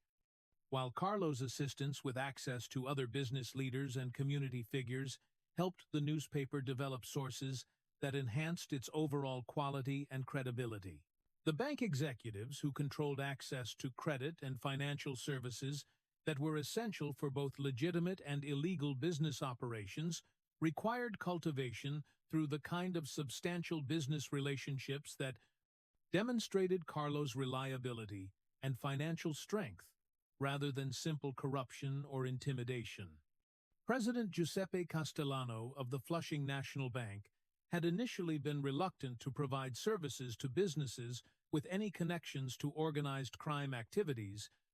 but Carlo's systematic demonstration of business competence and financial responsibility had gradually overcome these concerns. The banking relationships that Carlo developed provided not only essential financial services, but also opportunities for money laundering and investment that helped legitimize the profits generated by illegal activities while providing cover for the movement of funds between different criminal enterprises. The fees and interest payments that Carlo's businesses generated for partner banks created powerful incentives for maintaining these relationships, while the apparent legitimacy of the business activities involved helped protect bank executives from criticism or legal liability. As the decade of the 1940s began, and America moved closer to involvement in the global conflict that was reshaping the political and economic landscape throughout the world, Carlo had succeeded in creating a comprehensive network of corrupt relationships that provided protection and advance warning for his criminal activities, while also supporting the legitimate business enterprises that increasingly defined his public persona. The foundation he had built through patient cultivation of officials at every level of government and society would prove essential during the challenging years that lay ahead, when war and its aftermath would create both unprecedented opportunities and entirely new categories of risks for criminal leaders who had learned to operate within the complex political and economic systems that governed American society. The art of influence that Carlo had mastered represented perhaps his greatest achievement as a criminal leader, demonstrating that sustainable success in illegal enterprise required not just courage and organizational skill, but also sophisticated understanding of the political and social forces that shaped the environment within which all business activities, both legal and illegal, had to operate in democratic societies where public opinion and official accountability could not be ignored indefinitely. The morning sun cast long shadows across the manicured lawns of Massapequa as Carlo Gambino stepped onto the flagstone terrace of his comfortable suburban home, breathing in the crisp air of a September day in 1957. At 55 years old, he had reached the pinnacle of his influence within America's criminal underworld, commanding an organization that extended from the bustling streets of Brooklyn to the gambling halls of Las Vegas, from the docks of New Jersey to the nightclubs of Miami. The modest two-story house that served as his primary residence reflected his lifelong preference for maintaining a low profile that contrasted sharply with the ostentatious displays favored by some of his contemporaries,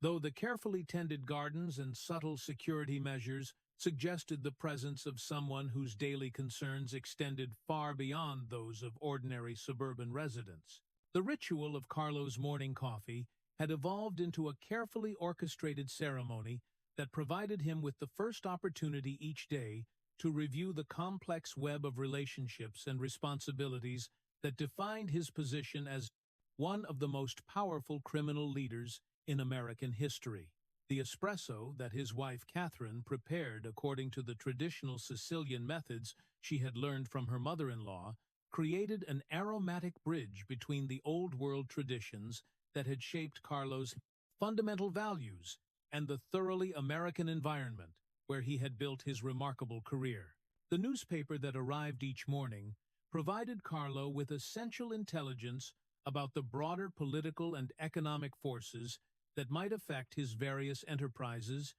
though he read between the lines with the sophisticated understanding of someone who had spent decades learning to recognize the hidden meanings behind public statements and official announcements. The financial pages offered insights into legitimate business conditions that influenced the profitability of his legal investments, while the crime reports provided information about law enforcement activities that might require adjustments to his organization's security procedures. The telephone calls that began arriving by 8 o'clock each morning connected Carlo to a network of associates, business partners, and family members whose activities required constant coordination and oversight. These conversations, conducted in a mixture of English, Italian, and the coded language that had evolved within criminal organizations to protect sensitive information from electronic surveillance, provided him with detailed reports about operations throughout his expanding territory, while allowing him to provide guidance and make decisions that affected thousands of people, whose livelihoods depended on the success of his various enterprises. The first call of the day typically came from his underboss, Aniello Della Croce, whose gruff voice and Brooklyn accent provided updates on the overnight activities that had occurred throughout the organization's traditional strongholds in New York City. Della Croce's reports covered everything from the receipts generated by protection operations and illegal gambling establishments to personnel matters involving disputes between subordinate members of the organization and intelligence, about law enforcement activities that might require immediate attention. "Everything went smooth last night, Carlo," Della Croce would report in his characteristic measured tone. "The numbers came in good from all the neighborhoods, and Tony handled that thing with the union guys down at the docks. No problems with the shipment that came in from Florida, and our friend at the precinct says they're not planning anything special for this week." The second call usually came from his consigliere, Joseph Biondo,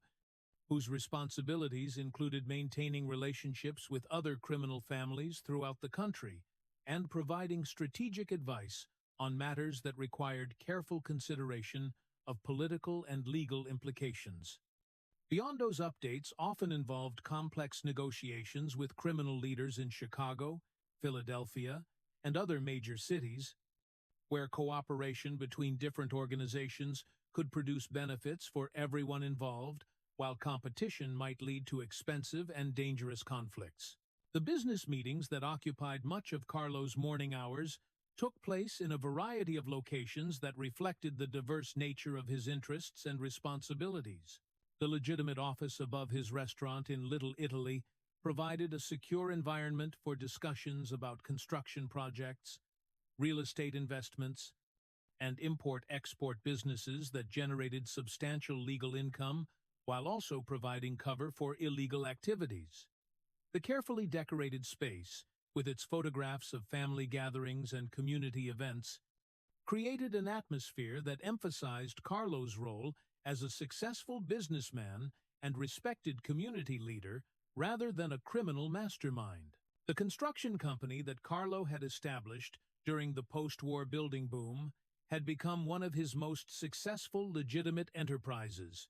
securing contracts for major projects throughout the New York metropolitan area, while providing employment for dozens of workers whose loyalty to the organization extended far beyond their official job descriptions.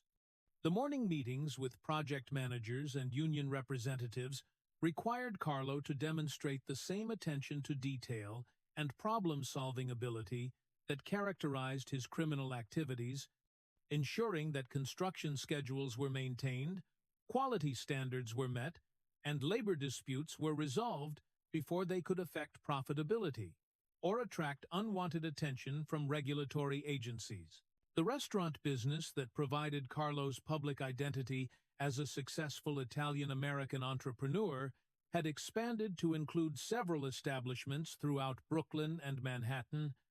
each carefully managed to serve both legitimate customers and as venues for the kind of private meetings that were essential for criminal operations. The morning visits to these restaurants allowed Carlo to inspect facilities, review financial records, and maintain the personal relationships with staff members whose discretion and loyalty were essential for the security of his more sensitive activities. The lunch meetings that typically occupied Carlo's early afternoon hours represented perhaps the most crucial aspect of his daily routine,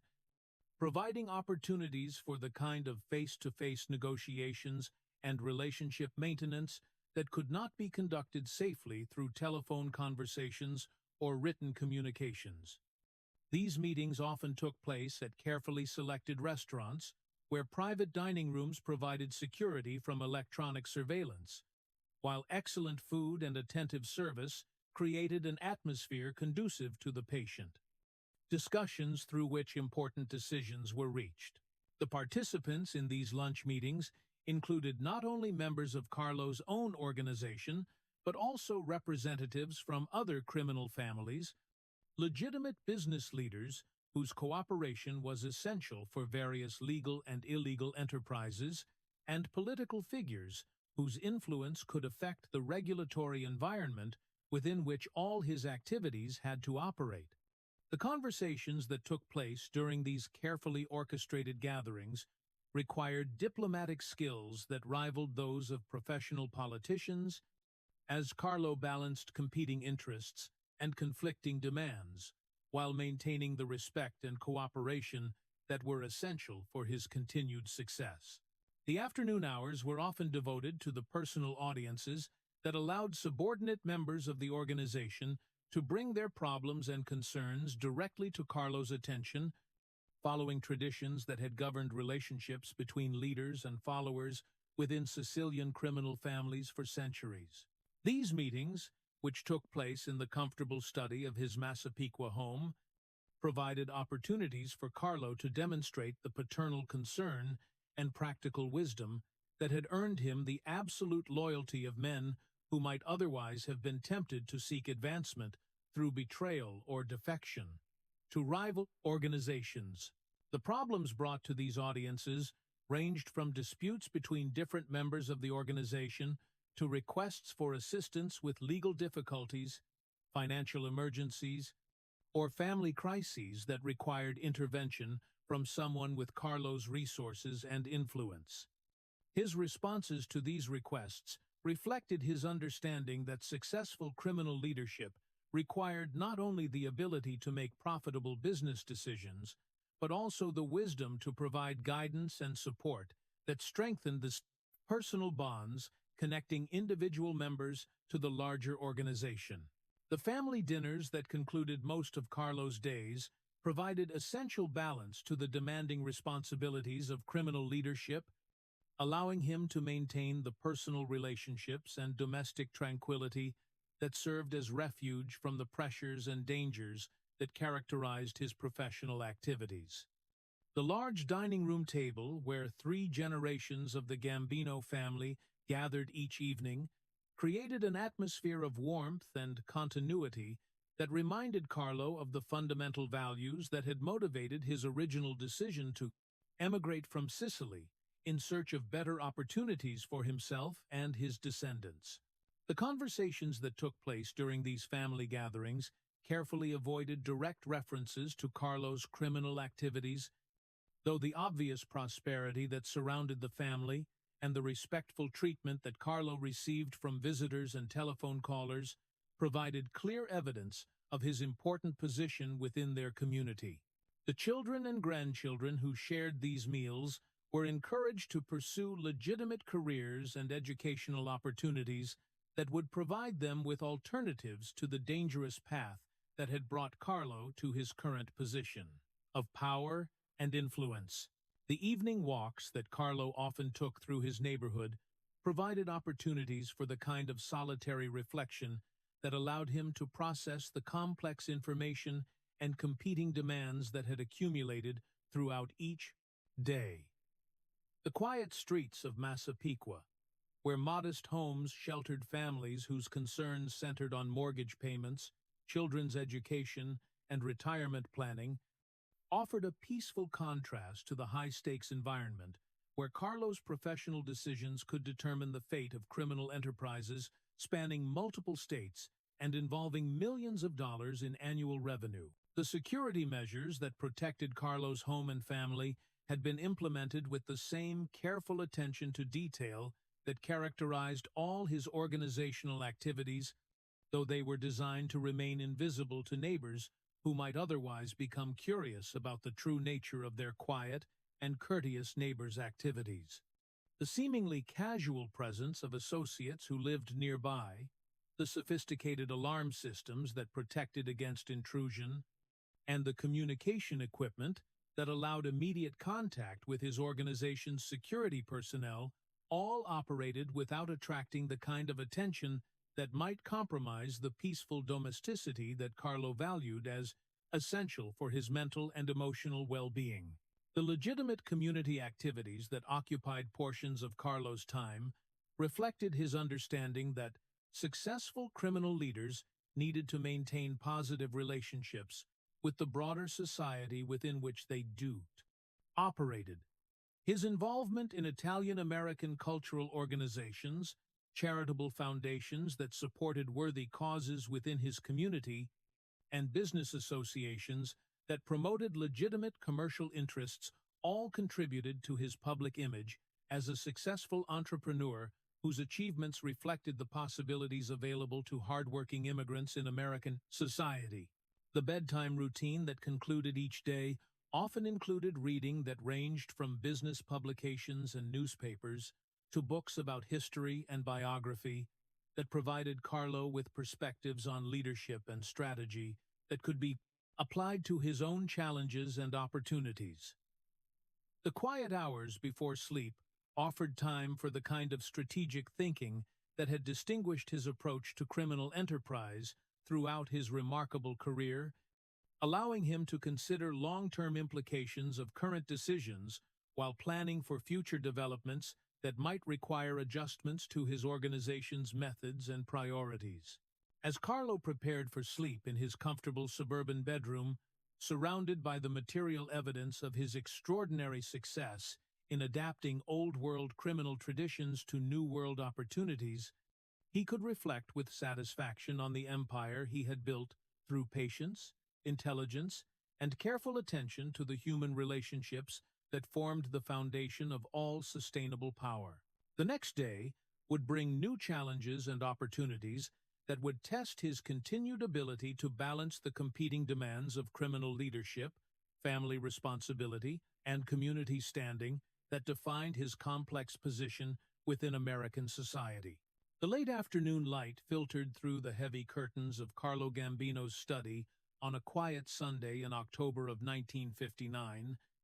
casting long shadows across the leather-bound books and family photographs that lined the walls of the room where he often retreated when the weight of his responsibilities demanded solitude and reflection. At 57 years old, Carlo had achieved everything that the ambitious young man who had left Sicily nearly 4 decades earlier could have imagined. Commanding respect and wielding influence that extended far beyond the wildest dreams of most immigrants who had crossed the Atlantic in search of better lives for themselves and their families. Yet, as he sat in his comfortable chair, gazing out at the carefully maintained garden where his grandchildren often played during happier moments, he found himself contemplating the profound personal costs that had accompanied his remarkable rise to power within America's criminal underworld. The isolation that came with absolute authority had perhaps proven to be the most unexpected burden of Carlo's position as head of one of New York's most powerful criminal families. The very success that had elevated him above his contemporaries had also created an invisible barrier between himself and almost everyone else in his life, including family members who loved him, but could never fully understand the complex pressures and dangerous realities that shaped his daily existence. Even his closest associates within the organization, men who had worked alongside him for decades and whose loyalty had been tested through countless challenges and crises, could never truly share the ultimate responsibility for decisions that might determine not only their own fates, but also the lives and welfare of hundreds of other people whose livelihoods depended on the success of his criminal enterprises. The constant vigilance required to maintain his position and protect his organization from the numerous threats that surrounded successful criminal leaders had gradually transformed even the most innocent social interactions into exercises in careful calculation and strategic thinking. Every conversation, whether with family members, business associates, or casual acquaintances, had to be evaluated for potential security risks or intelligence value that might affect the safety and effectiveness of his operations. The spontaneous warmth and trust that had characterized his relationships during his younger years in Sicily and early period in Brooklyn had given way to a more measured approach to human contact that protected his organization but left him increasingly isolated from the genuine emotional connections that provided meaning and satisfaction to most people's lives. The psychological burden of making life-and-death decisions on a regular basis had created stresses that Carlo rarely discussed with anyone, though their effects could be seen in the premature gray that had appeared in his hair and the deep lines that had etched themselves around his eyes. During the most challenging years of his rise to power, the knowledge that his choices could result in violence, imprisonment, or financial ruin for people who had trusted him with their futures required a kind of emotional discipline that few individuals possessed, and the constant weight of such responsibility had gradually worn away at the carefree optimism that had once characterized his approach to life's challenges and opportunities. The relationship with his wife Catherine had evolved in ways that reflected the complex demands of his criminal career, as she had been forced to adapt to the reality of being married to someone whose activities required constant secrecy, and whose position within their community was based on foundations that could never be openly acknowledged, discussed. Catherine's intelligence and strength had enabled her to create a stable and loving home environment that provided essential refuge from the pressures of criminal leadership, but the necessity of maintaining this sanctuary had required her to accept limitations on her own freedom and independence that would have been unthinkable for women in more conventional marriages. The careful compartmentalization of information that protected Carlo's criminal activities from law enforcement surveillance had inevitably extended to his family relationships, creating artificial boundaries between different aspects of his life that sometimes made him feel like a stranger in his own home. Catherine understood that certain topics could never be discussed, that particular visitors would always be received in his study rather than the family living areas, and that their social activities would be constrained by security considerations that had nothing to do with their personal preferences or desires for normal community involvement. The impact of Carlo's criminal career on his children had perhaps proven to be the most painful aspect of the personal costs associated with his position of power and influence. His sons had grown up knowing that their father was different from other children's fathers, though the exact nature of these differences had been carefully concealed through the maintenance of legitimate business activities and community involvement that provided plausible explanations for the family's obvious prosperity. The respectful treatment that Carlo received from neighbors and local officials. The eldest son, Thomas, had shown early promise as a student and had expressed interest in pursuing a career in legitimate business that would allow him to build on his father's apparent success while avoiding the dangerous and illegal activities that actually supported the family's comfortable lifestyle. Carlo's pride in his son's achievements had been tempered by his recognition that Thomas's opportunities for advancement in legitimate society might be limited by his family name, and the rumors that inevitably surrounded anyone connected to known criminal figures, regardless of their personal involvement in illegal activities. The careful balance that Carlo had attempted to maintain between protecting his children from knowledge of his criminal activities while preparing them for the realities they would face as members of his family had created tensions that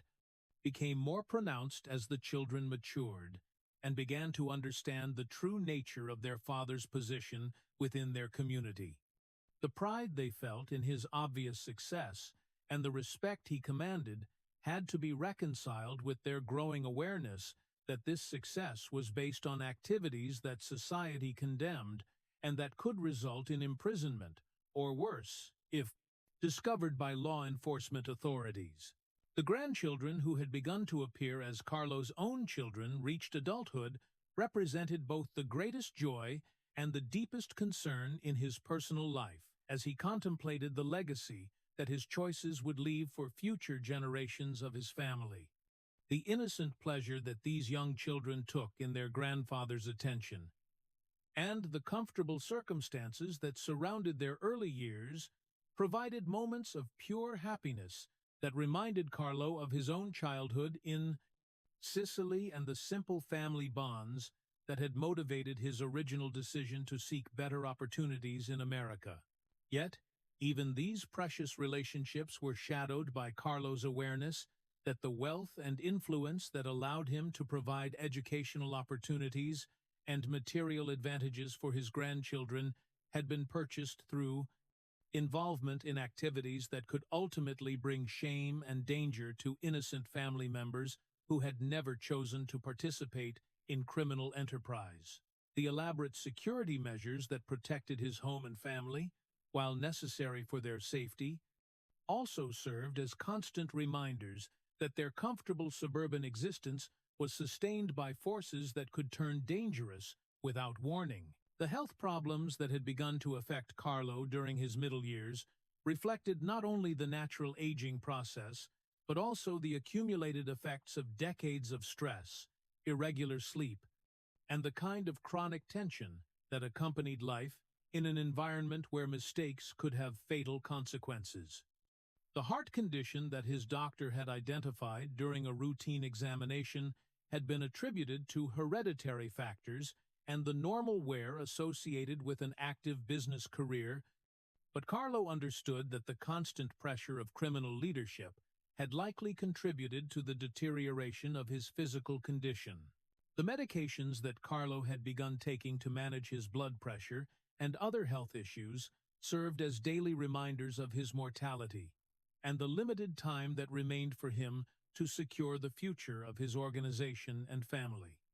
before age and illness forced him to step back from active leadership. The recognition that his legendary stamina and mental acuity might not be permanent assets had begun to influence his strategic thinking about succession planning and the gradual transfer of authority to younger men who could continue his work while adapting to changing conditions that he might not live to see. The relationship with law enforcement that had evolved throughout Carlo's career had created a form of psychological stress that was unique to successful criminal leaders, as he found himself engaged in an elaborate chess game with intelligent and dedicated opponents whose professional success depended on destroying everything he had worked to build. The respect that he felt for particularly capable federal agents and prosecutors who had made his organization targets of their investigations was complicated by the recognition that these men were committed to goals that were fundamentally incompatible with his own survival and continued freedom. The constant awareness that electronic surveillance might be monitoring his conversations and activities had transformed even private moments into exercises in careful self-control, as Carlo learned to assume that anything he said or did might eventually be used as evidence against him in criminal proceedings that could result in lengthy prison sentences or worse. The The mental discipline required to maintain this level of vigilance had gradually become second nature, but the effort involved in constantly monitoring his own words and actions had created a form of psychological fatigue that made genuine relaxation increasingly difficult to achieve. The dreams that sometimes interrupted Carlo's sleep reflected the accumulated tensions and unresolved conflicts that accompanied his position as one of America's most powerful criminal leaders. The nightmares that occasionally awakened him in the early morning hours often involved scenarios where his carefully constructed defenses had failed and his family had become victims of the violence and retaliation that were constant possibilities in the criminal underworld. These dreams served as reminders that his success had been built on foundations that could never be entirely secure, and that the price of maintaining his position included the acceptance of risks that extended far beyond his own personal safety. The philosophical questions that occupied Carlo's thoughts during quiet moments of reflection centered on the fundamental contradictions between the values that had motivated his original ambitions and the methods that had proven necessary for achieving his goals in America's competitive criminal environment.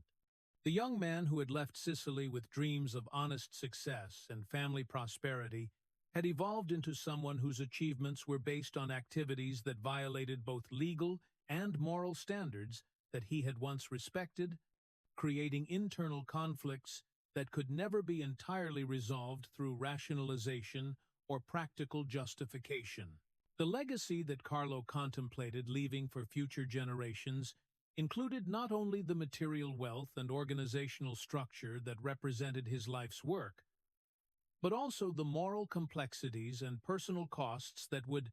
inevitably affect anyone who chose to continue in his footsteps. The knowledge that his remarkable success had required sacrifices that might ultimately prove to have been too expensive for the benefits they had provided created a form of existential uncertainty that challenged his fundamental assumptions about the value and meaning of his extraordinary career in America's criminal underworld. The autumn of 1957 arrived in New York with the kind of crisp clarity that made distant objects appear sharp and close, as if the atmosphere itself had been scrubbed clean by the changing season. Carlo Gambino stood at the window of a safe house in Queens, watching the bare branches of oak trees sway in the October wind, while contemplating a crisis that threatened to destroy the careful balance of power he had spent decades building within New York's criminal underworld. The meeting that had been called for this evening would test every aspect of his diplomatic skills and strategic wisdom, as the brutal events of recent months had created tensions that could easily escalate into the kind of widespread violence that would invite devastating law enforcement responses and potentially destroy the profitable stability that all the major criminal families had worked so hard to maintain. The crisis had its origins in the complex web of personal ambitions and territorial disputes that inevitably arose when powerful men competed for influence within organizations where traditional legal remedies were not available for resolving conflicts. Albert Anastasia, who had served as the underboss of the family that would eventually bear Carlo's name, had grown increasingly unstable in his leadership during the middle years of the 1950s, making decisions that reflected personal vendettas rather than careful strategic thinking and creating unnecessary conflicts with other criminal leaders, whose cooperation was essential for maintaining the delicate ecosystem of mutual respect and shared prosperity that characterized successful organized crime operations. The barbershop incident that had eliminated Anastasia from the criminal hierarchy had occurred on a warm morning in October, when the sounds of ordinary commercial activity along Park Avenue had been shattered by violence that reminded everyone involved in criminal enterprise that their apparent security and respectability could disappear in an instant. The methodical execution had been carried out with the kind of professional precision that left no doubt about the serious intentions of those who had ordered it. While the public nature of the attack served as a demonstration of power that was intended to send clear messages to anyone who might be contemplating similar challenges to established authority. Carlo's response to this crisis had been carefully calculated to prevent the kind of retaliatory violence that could have engulfed all of New York's criminal families in a destructive war that would have benefited no one except law enforcement agencies eager to exploit criminal conflicts for their own investigative purposes. Rather than reacting with the immediate and emotional responses that might have been expected from someone whose position within the organization had been directly affected by Anastasia's elimination, Carlo had chosen to approach the situation with the patient strategic thinking that had distinguished his leadership throughout his remarkable career. The emergency meeting that Carlo had arranged brought together representatives from all the major criminal families operating within the New York metropolitan area, each of whom had legitimate concerns about the implications of recent events for their own security and future operations. The location chosen for this gathering was a private dining room in a restaurant owned by someone whose neutrality and discretion could be trusted by all parties involved, while the timing had been coordinated to avoid conflicts with known law enforcement surveillance activities that might have compromised the security of such a sensitive discussion. The atmosphere in the dining room reflected the tension that inevitably accompanied gatherings where men accustomed to absolute authority within their own territories had to negotiate as equals in order to resolve conflicts that threatened their mutual interests. The carefully prepared Italian meal that accompanied the discussions provided opportunities for the kind of informal conversation that could sometimes achieve more than formal negotiations, while the excellent wine helped to create an environment where reasonable men could find common ground, despite their legitimate differences and competing ambitions. Carlo's opening remarks to the assembled criminal leaders demonstrated the diplomatic skills that had earned him respect throughout the underworld,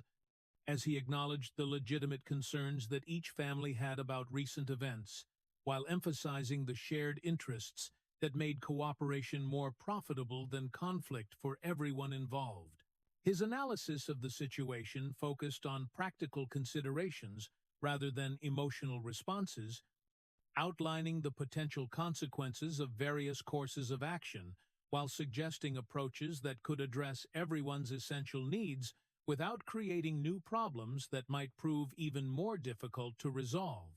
"We are all businessmen here," Carlo observed in his characteristically measured tone, "and successful business requires stability and predictability that allow us to plan for the future and invest our resources wisely.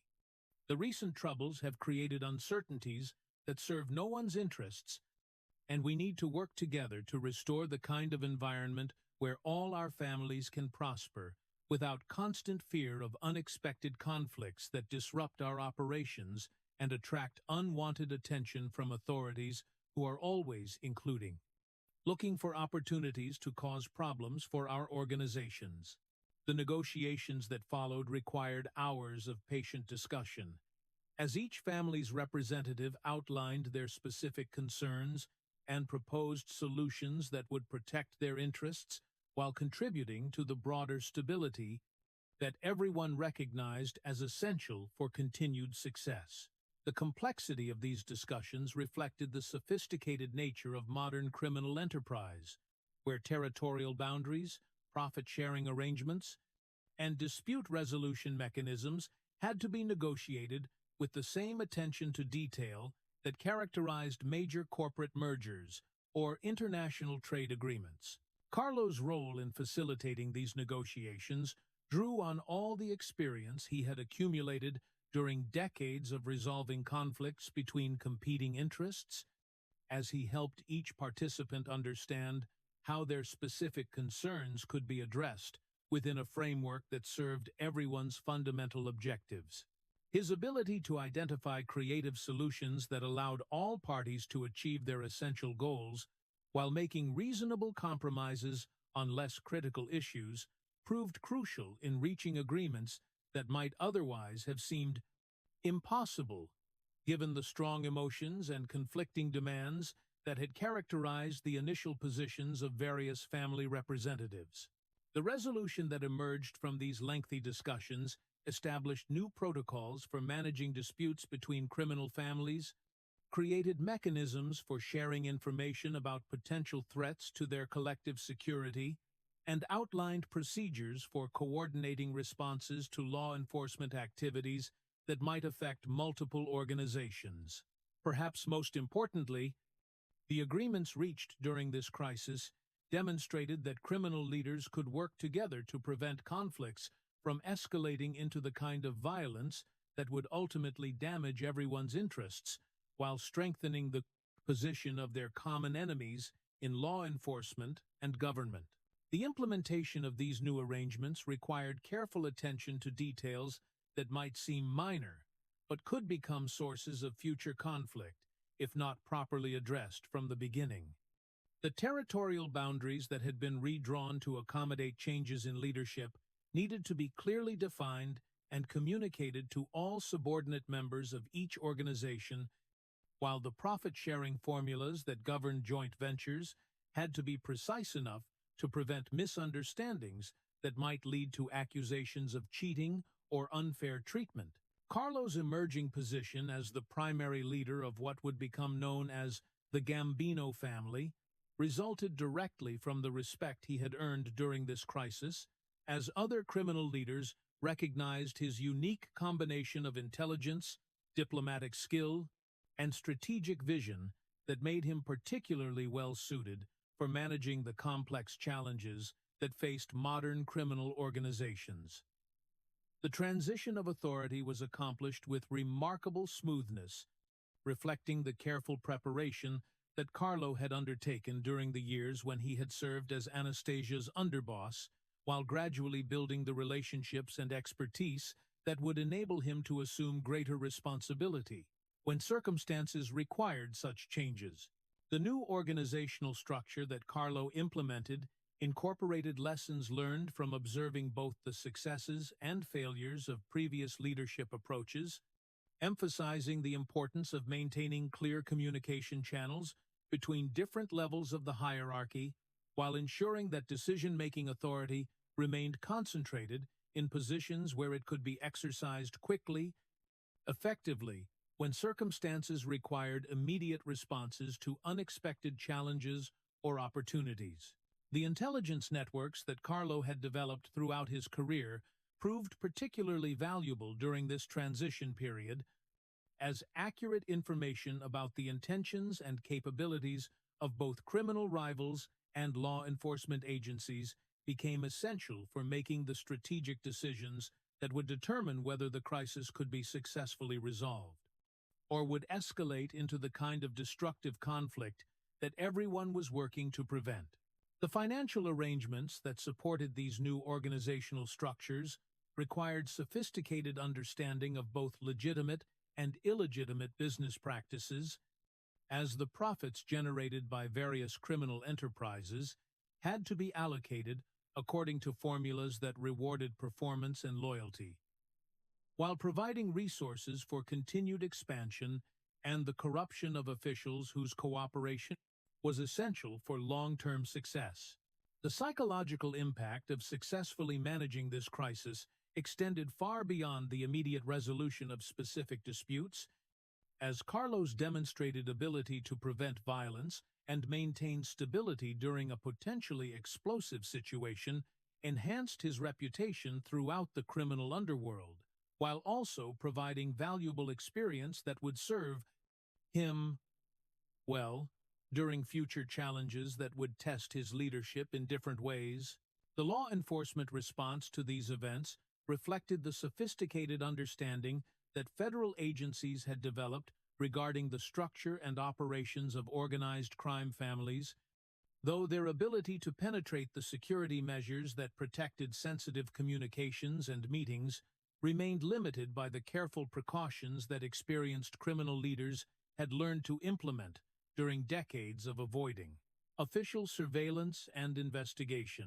The media coverage of recent violence had attracted public attention that made all criminal leaders more cautious about their activities and more committed to avoiding the kind of spectacular conflicts that inevitably resulted in increased pressure from politicians and law enforcement officials who needed to demonstrate their effectiveness in combating organized crime to satisfy public demands for action against criminal organizations. As winter approached, and the immediate crisis appeared to have been successfully resolved through patient negotiation rather than destructive violence, Carlo could reflect with satisfaction on his role in preventing what might have become a catastrophic war between New York's criminal families.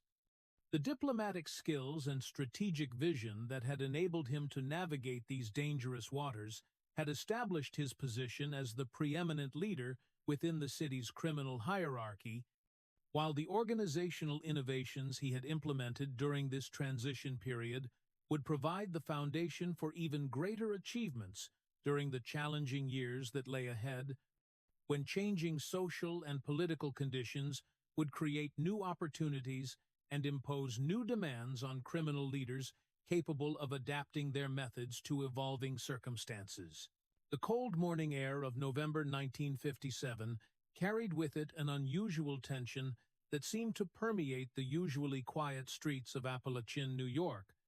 where the peaceful rural landscape had been transformed overnight into the center of national attention and law enforcement activity that would fundamentally alter the relationship between organized crime families and the federal agencies charged with investigating their activities. Carlo Gambino stood at the window of a modest farmhouse, watching state police vehicles patrol the country roads while helicopters circled overhead like mechanical vultures, their presence serving as dramatic evidence that the era of comfortable anonymity that had protected criminal leaders for decades was rapidly coming to an end. The gathering that had brought together more than 60 prominent figures from criminal organizations throughout the United States had been intended as a routine meeting to discuss territorial boundaries, resolve minor disputes, and coordinate responses to shared challenges that affected all major families operating within the American underworld. The remote location had been selected precisely because it seemed unlikely to attract attention from law enforcement agencies, whose surveillance capabilities were generally focused on urban areas where most criminal activities were concentrated. While the apparent legitimacy of the host and his extensive property had provided additional security against unwanted observation or interference, the dramatic raid that had disrupted these proceedings had demonstrated the sophisticated intelligence gathering and coordination capabilities that federal agencies had developed during the post-war years, when concerns about national security and organized crime had led to significant investments in surveillance technology and investigative techniques that were far more advanced than anything criminal leaders had previously encountered. The sight of so many respected criminal figures being arrested simultaneously had sent shockwaves throughout the underworld, while providing law enforcement officials with unprecedented opportunities to study the structure and operations of organizations that had previously remained largely hidden from official scrutiny. Carlo's escape from the immediate chaos of the raid had been accomplished through a combination of quick thinking and the kind of careful advance planning that had characterized his approach to security throughout his criminal career. While many of his colleagues had been caught completely off guard by the sudden appearance of law enforcement officers, Carlo had positioned himself near an exit route that allowed him to disappear into the surrounding woods before the police cordon could be completed. Though his presence at the gathering had been noted by investigators, whose subsequent inquiries would mark the beginning of a new phase of government attention that would follow him for the remainder of his life.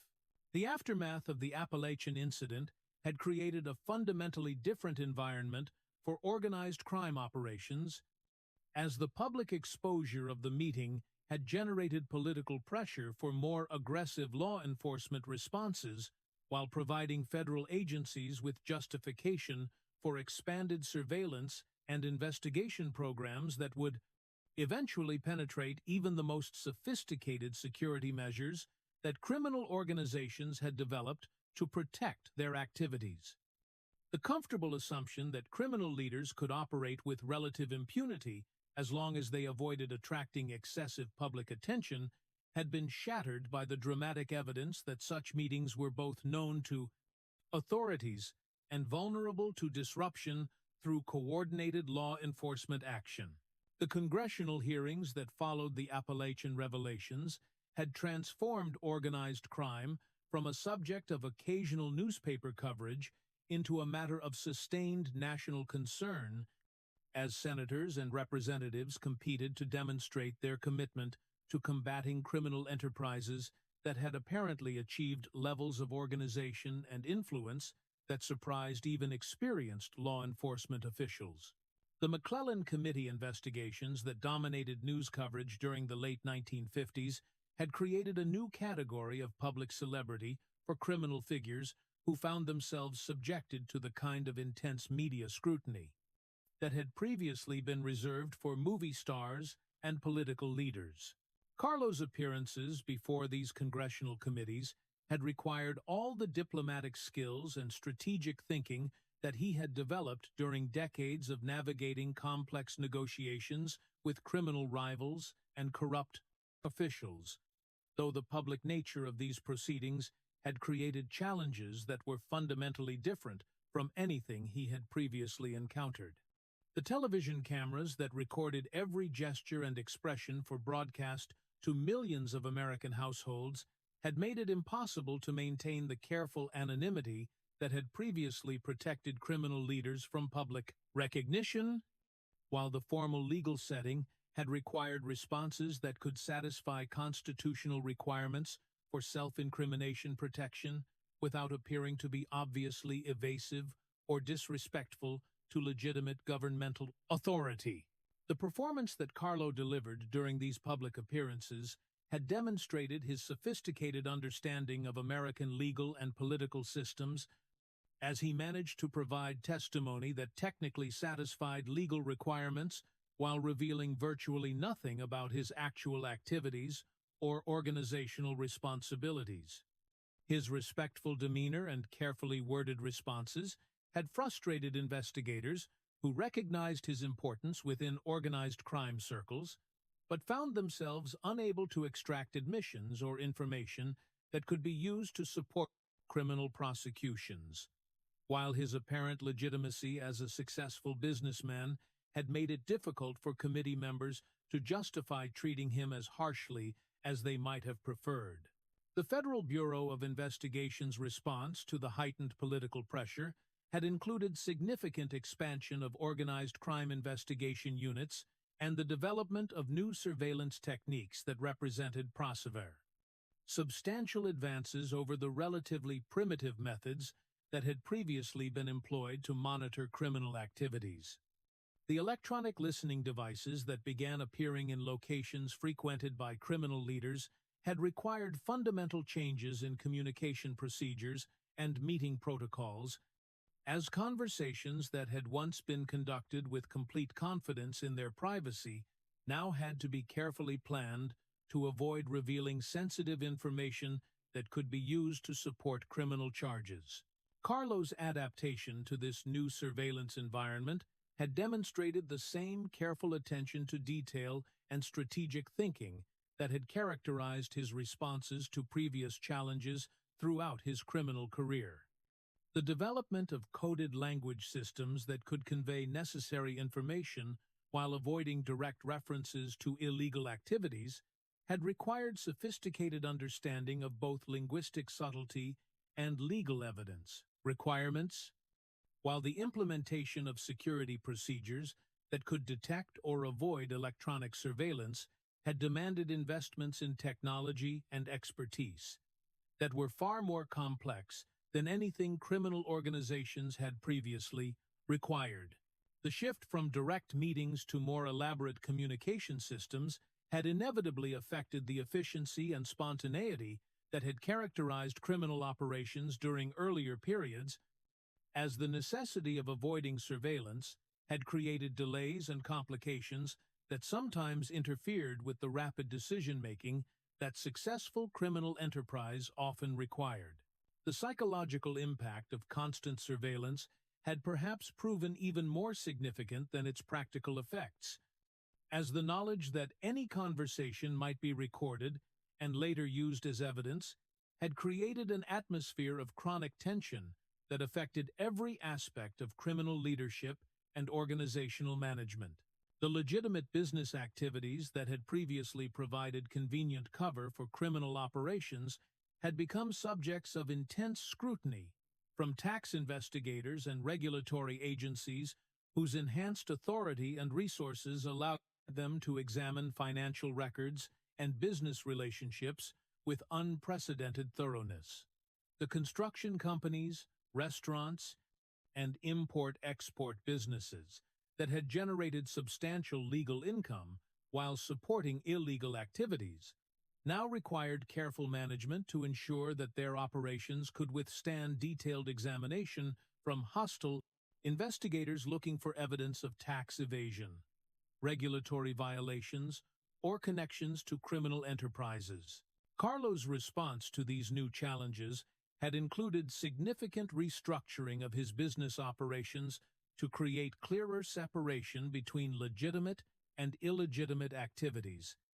while also developing more sophisticated accounting and record-keeping systems that could demonstrate compliance with tax and regulatory requirements, even when subjected to the kind of aggressive auditing that had become routine for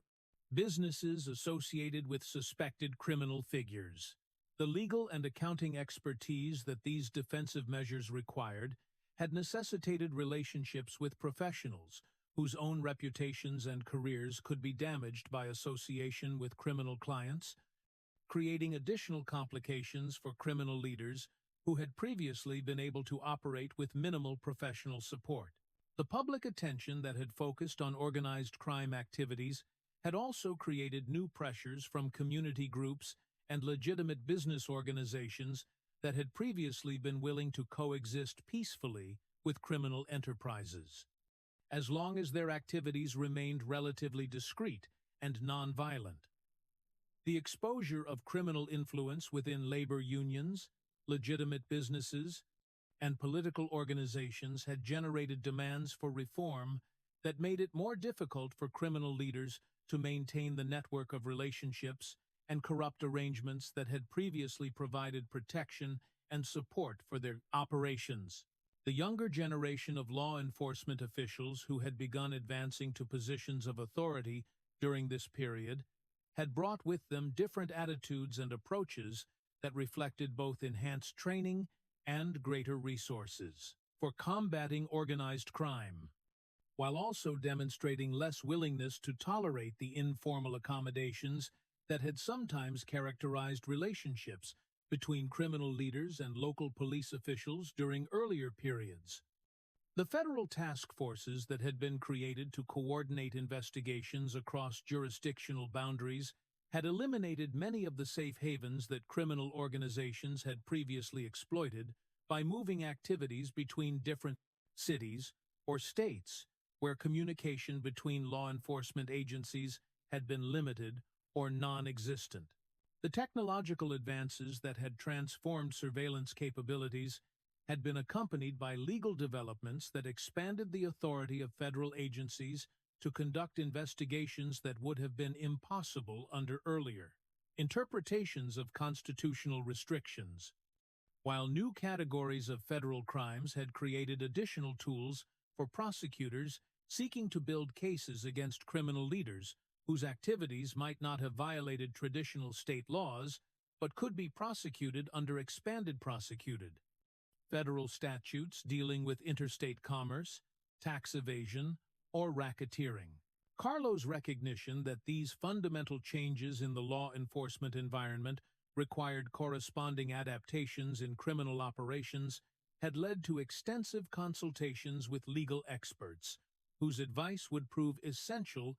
for navigating the increasingly complex regulatory and investigative challenges that faced modern criminal organizations. The development of new operational procedures that could minimize exposure to federal prosecution while maintaining the profitability and effectiveness of traditional criminal enterprises had become a central preoccupation for criminal leaders who understood that survival in this new environment would require unprecedented levels of sophistication and caution. As the decade of the 1960s began, and the full implications of the post-Appalachian law enforcement response became clear, Carlo found himself leading an organization that had been fundamentally transformed by external pressures that had made the comfortable routines of earlier periods impossible to maintain. The challenge of preserving the essential elements of criminal enterprise while adapting to surveillance, investigation, and prosecution capabilities that represented quantum advances over anything criminal leaders had previously faced, would test every aspect of his leadership skills and strategic vision during the difficult years that lay ahead, when the luxury of operating in relative anonymity would be replaced by the constant necessity of assuming that every action was being observed and evaluated by hostile investigators whose professional success depended on destroying everything he had worked to build. The winter of 1963 settled over New York City with an unusual heaviness that seemed to mirror the growing atmosphere of suspicion and uncertainty that had begun to pervade even the most secure gathering places of Carlo Gambino's criminal organization.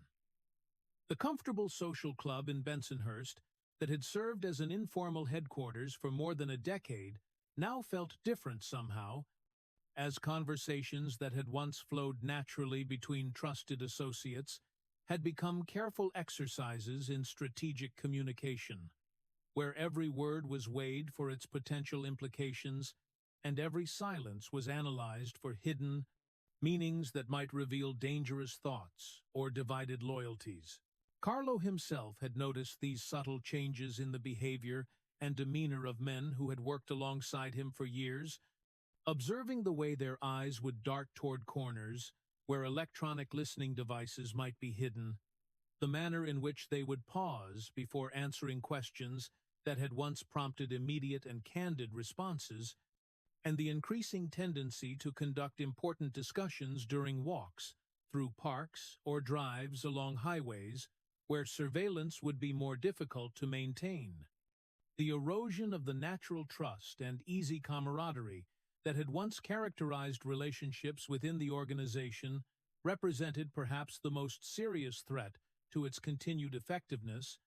as the bonds of loyalty and mutual confidence that held criminal enterprises together could not survive indefinitely under the constant pressure of fear and suspicion. The federal investigations that had intensified following the Appalachian incident had achieved their most significant success, not through dramatic arrests or spectacular raids, but through the patient cultivation of informants whose cooperation provided law enforcement agencies with unprecedented access to the inner workings of criminal organizations that had previously remained impenetrable to outside observation. The knowledge that some trusted associates might be providing information to federal agents had created an atmosphere of chronic paranoia that affected every aspect of organizational management, from the selection of meeting locations to the careful screening of new members whose backgrounds and motivations required increasingly thorough investigation. The case of Salvatore Gravano, who had served as a respected member of Carlo's organization for several years before his arrest on federal charges related to labor racketeering, had provided a particularly painful example of how external pressure could transform loyal associates into potential threats to organizational security. Gravano's decision to cooperate with federal investigators in exchange for reduced charges had been motivated primarily by his concern for his family's welfare and his recognition that lengthy imprisonment would destroy his ability to provide for his wife and children, though his cooperation had also been influenced by his growing disillusionment with aspects of criminal life that he had once accepted as necessary elements of organizational discipline. The information that Gravano had provided to federal investigators had not resulted in immediate arrests or prosecutions, but it had given law enforcement agencies detailed insights into the structure and operations of Carlo's organization that would prove valuable for planning future investigations and developing strategies for penetrating other third-party criminal enterprises. The long-term implications of such cooperation extended far beyond the immediate legal consequences for specific individuals, as the precedent of successful informant cultivation encouraged federal agencies to invest additional resources in similar efforts, while also creating uncertainty about the reliability of associates whose loyalty had previously been considered absolute. Carlo's response to the growing threat of informant infiltration had required fundamental changes in organizational procedures that affected everything from communication protocols to decision-making processes that had evolved over decades of successful criminal enterprise. The compartmentalization of information that had previously been employed primarily to protect sensitive details about specific operations now had to be extended to include basic organizational structure and personnel relationships, as even routine information about meeting schedules or casual conversations could potentially be used to support federal investigations or develop additional sources of cooperation. The psychological impact of constant suspicion had begun to affect the quality of relationships between Carlo and subordinates, who had once felt comfortable bringing their problems and concerns directly to his attention for guidance and resolution. The informal audiences that had traditionally provided opportunities for younger members of the organization to receive mentorship and advice from experienced leaders had become more formal and constrained, as the necessity of protecting sensitive information had created barriers to the kind of open communication that had previously characterized the paternal relationships that were essential for maintaining loyalty and organizational cohesion. The financial operations that supported the organization's various criminal enterprises had required particularly extensive modifications to address the enhanced scrutiny that federal agencies were applying to banking records,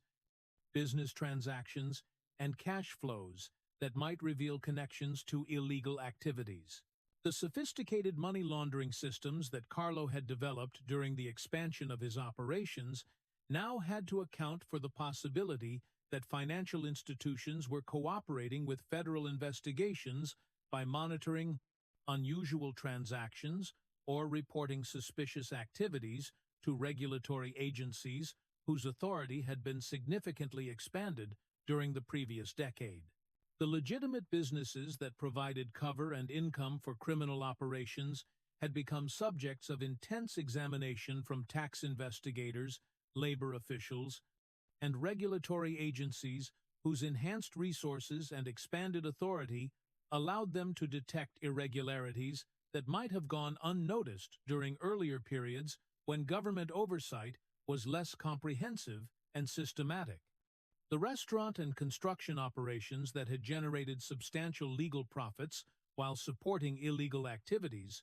now required careful management by professionals whose own expertise and reputations had to be protected from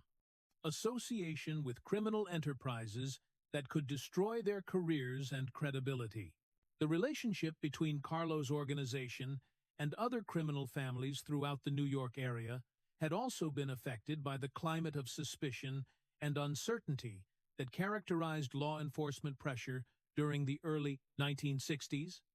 As cooperation between different groups became more difficult to arrange and maintain, when any contact might be observed and recorded by federal agents whose investigation techniques had become increasingly sophisticated, comprehensive. The periodic meetings that had traditionally been used to coordinate territorial boundaries, resolve disputes, and plan joint ventures now had to be planned with extraordinary care to avoid providing law enforcement agencies with opportunities to gather intelligence about multiple organizations simultaneously. The younger generation of criminal operatives who had begun joining the organization during this period brought with them different attitudes and expectations that reflected their education and experience in American society, where constitutional rights and legal protections were more widely understood and respected than they had been among earlier generations of immigrants who had often viewed law enforcement as a hostile force to be avoided rather than a system of justice that provided protections as well as threats. The recruitment and training of new members had become more complex as a result of these changing attitudes, requiring careful attention to motivations and expectations that might differ significantly from those that had characterized previous generations of criminal participants. The strain of maintaining operational effectiveness under constant surveillance and investigation had begun to affect Carlo's own health and mental state, as the responsibilities of leadership during such challenging circumstances required levels of vigilance and strategic thinking that were exhausting even for someone with his exceptional capabilities and experience. The heart condition that his doctor had identified several years earlier had been aggravated by the chronic stress associated with managing an organization under siege,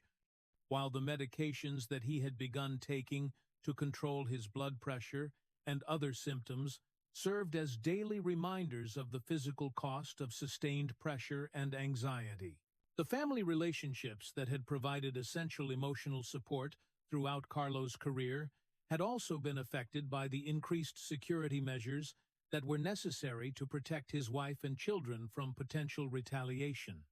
by law enforcement agencies or rival criminal organizations that might view them as vulnerable targets for pressure or intimidation.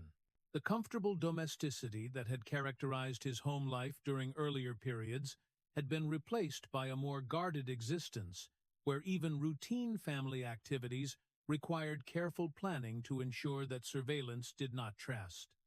compromise the security of his personal relationships, or provide investigators with opportunities to gather intelligence about his private life. The media attention that had focused on organized crime activities following the congressional hearings and federal investigations had created additional complications for Carlo's efforts to maintain the low profile that had previously protected him from public recognition and scrutiny. The newspaper articles and television reports that identified him as a significant figure within New York's criminal hierarchy had made it impossible to continue operating with the anonymity that had been one of his most valuable private assets, while the public interest in organized crime activities had created political pressure for more aggressive law enforcement responses that might not have been justified by purely professional considerations. The legal advice that Carlo had begun receiving from attorneys who specialized in federal criminal defense had emphasized the importance of assuming that all communications were being monitored and that any activities could potentially be observed by investigators whose resources and capabilities far exceeded anything that criminal organizations had previously encountered. The development of communication systems and operational procedures that could function effectively under such conditions had required substantial investments in technology and expertise, while also imposing constraints on spontaneity and efficiency that made criminal enterprise more difficult and less profitable than it had been during earlier periods. The intelligence networks that Carlo had cultivated within law enforcement agencies and political organizations had become less reliable sources of information about planned investigations or policy changes, as federal agencies had implemented enhanced security measures that made it more difficult for criminal organizations to maintain the sources of advance warning that had previously provided essential protection against unexpected enforcement actions. The corruption relationships that had once provided reasonable assurance of protection from prosecution had become more dangerous to maintain and less dependable in their effectiveness, as federal oversight of local law enforcement had reduced the autonomy that had previously allowed individual officials to provide assistance to criminal organizations. The philosophical questions that occupied Carlo's thoughts during quiet moments of reflection had begun to focus on the fundamental sustainability of criminal enterprises in an environment where technological advances and enhanced law enforcement resources were making traditional methods of operation increasingly difficult to maintain without unacceptable risks of detection and prosecution. The recognition that the world in which he had learned to operate was disappearing, replaced by something more dangerous and less predictable, had begun to influence his thinking about succession planning and the possibility that future generations of his family might be better served by pursuing legitimate careers rather than attempting to continue the criminal traditions that had brought him such remarkable success during earlier decades. As the winter of 1963 gave way to spring, and the pressures of federal investigation showed no signs of diminishing, Carlo found himself confronting the reality that the comfortable certainties that had governed criminal life for generations might no longer provide adequate guidance for navigating the challenges that lay ahead. The foundation of trust and loyalty that had sustained his organization through previous crises was showing signs of strain that could not be ignored indefinitely, while the external pressures that had created these internal tensions appeared likely to intensify rather than diminish during the years to come. The spring of 1974 brought with it a sense of inevitable change that seemed to permeate every corner of Carlo Gambino's carefully ordered world. From the garden behind his Massapequa home, where he spent increasing amounts of time watching his grandchildren play among the flowering dogwood trees, to the modest office above the restaurant in Little Italy, where he continued to conduct the business that had defined his remarkable career for more than half a century. At 72 years old, Carlo had begun to feel the weight of accumulated years and the chronic stress that had accompanied his position as one of America's most powerful criminal leaders, while the changing political and social landscape of the 1970s had created new challenges that required energy and adaptability that he was no longer certain he possessed in sufficient quantities. The heart condition that had troubled Carlo intermittently for more than a decade had become a more constant presence in his daily life, requiring medications that helped control his symptoms while also serving as reminders of his mortality and the limited time that remained for him to complete the complex process of ensuring his organization's continued success under Luer Gross. Different leadership. The chest pains that sometimes awakened him during the early morning hours had become more frequent and intense, though he had learned to manage these episodes with the same quiet determination that had characterized his approach to all the challenges and obstacles he had encountered throughout his extraordinary life. The succession planning that had occupied much of Carlo's attention during the previous several years reflected his understanding that successful criminal organizations required careful transition of authority to prevent the kind of internal conflicts that could destroy decades of patient building and development. The identification and preparation of suitable replacements for his position as head of the family had required delicate evaluation of potential candidates, whose qualifications included not only proven competence in criminal enterprise, also the diplomatic skills and strategic vision that would be essential for navigating the increasingly complex law enforcement environment that had emerged during the post-Appalachian era. Paul Castellano, who had married into Carlo's extended family and had demonstrated exceptional abilities in managing the organization's legitimate business operations, had gradually emerged as the most suitable successor. Despite some concerns about his preference for maintaining distance from the more traditional aspects of criminal culture that had shaped the organization's identity for generations, Castellano's educational background and business acumen had made him particularly effective in developing the sophisticated financial operations that were becoming increasingly important for modern criminal enterprises, while his apparent respectability had provided valuable protection from the kind of public scrutiny that had made life more difficult for leaders whose criminal associations were widely known.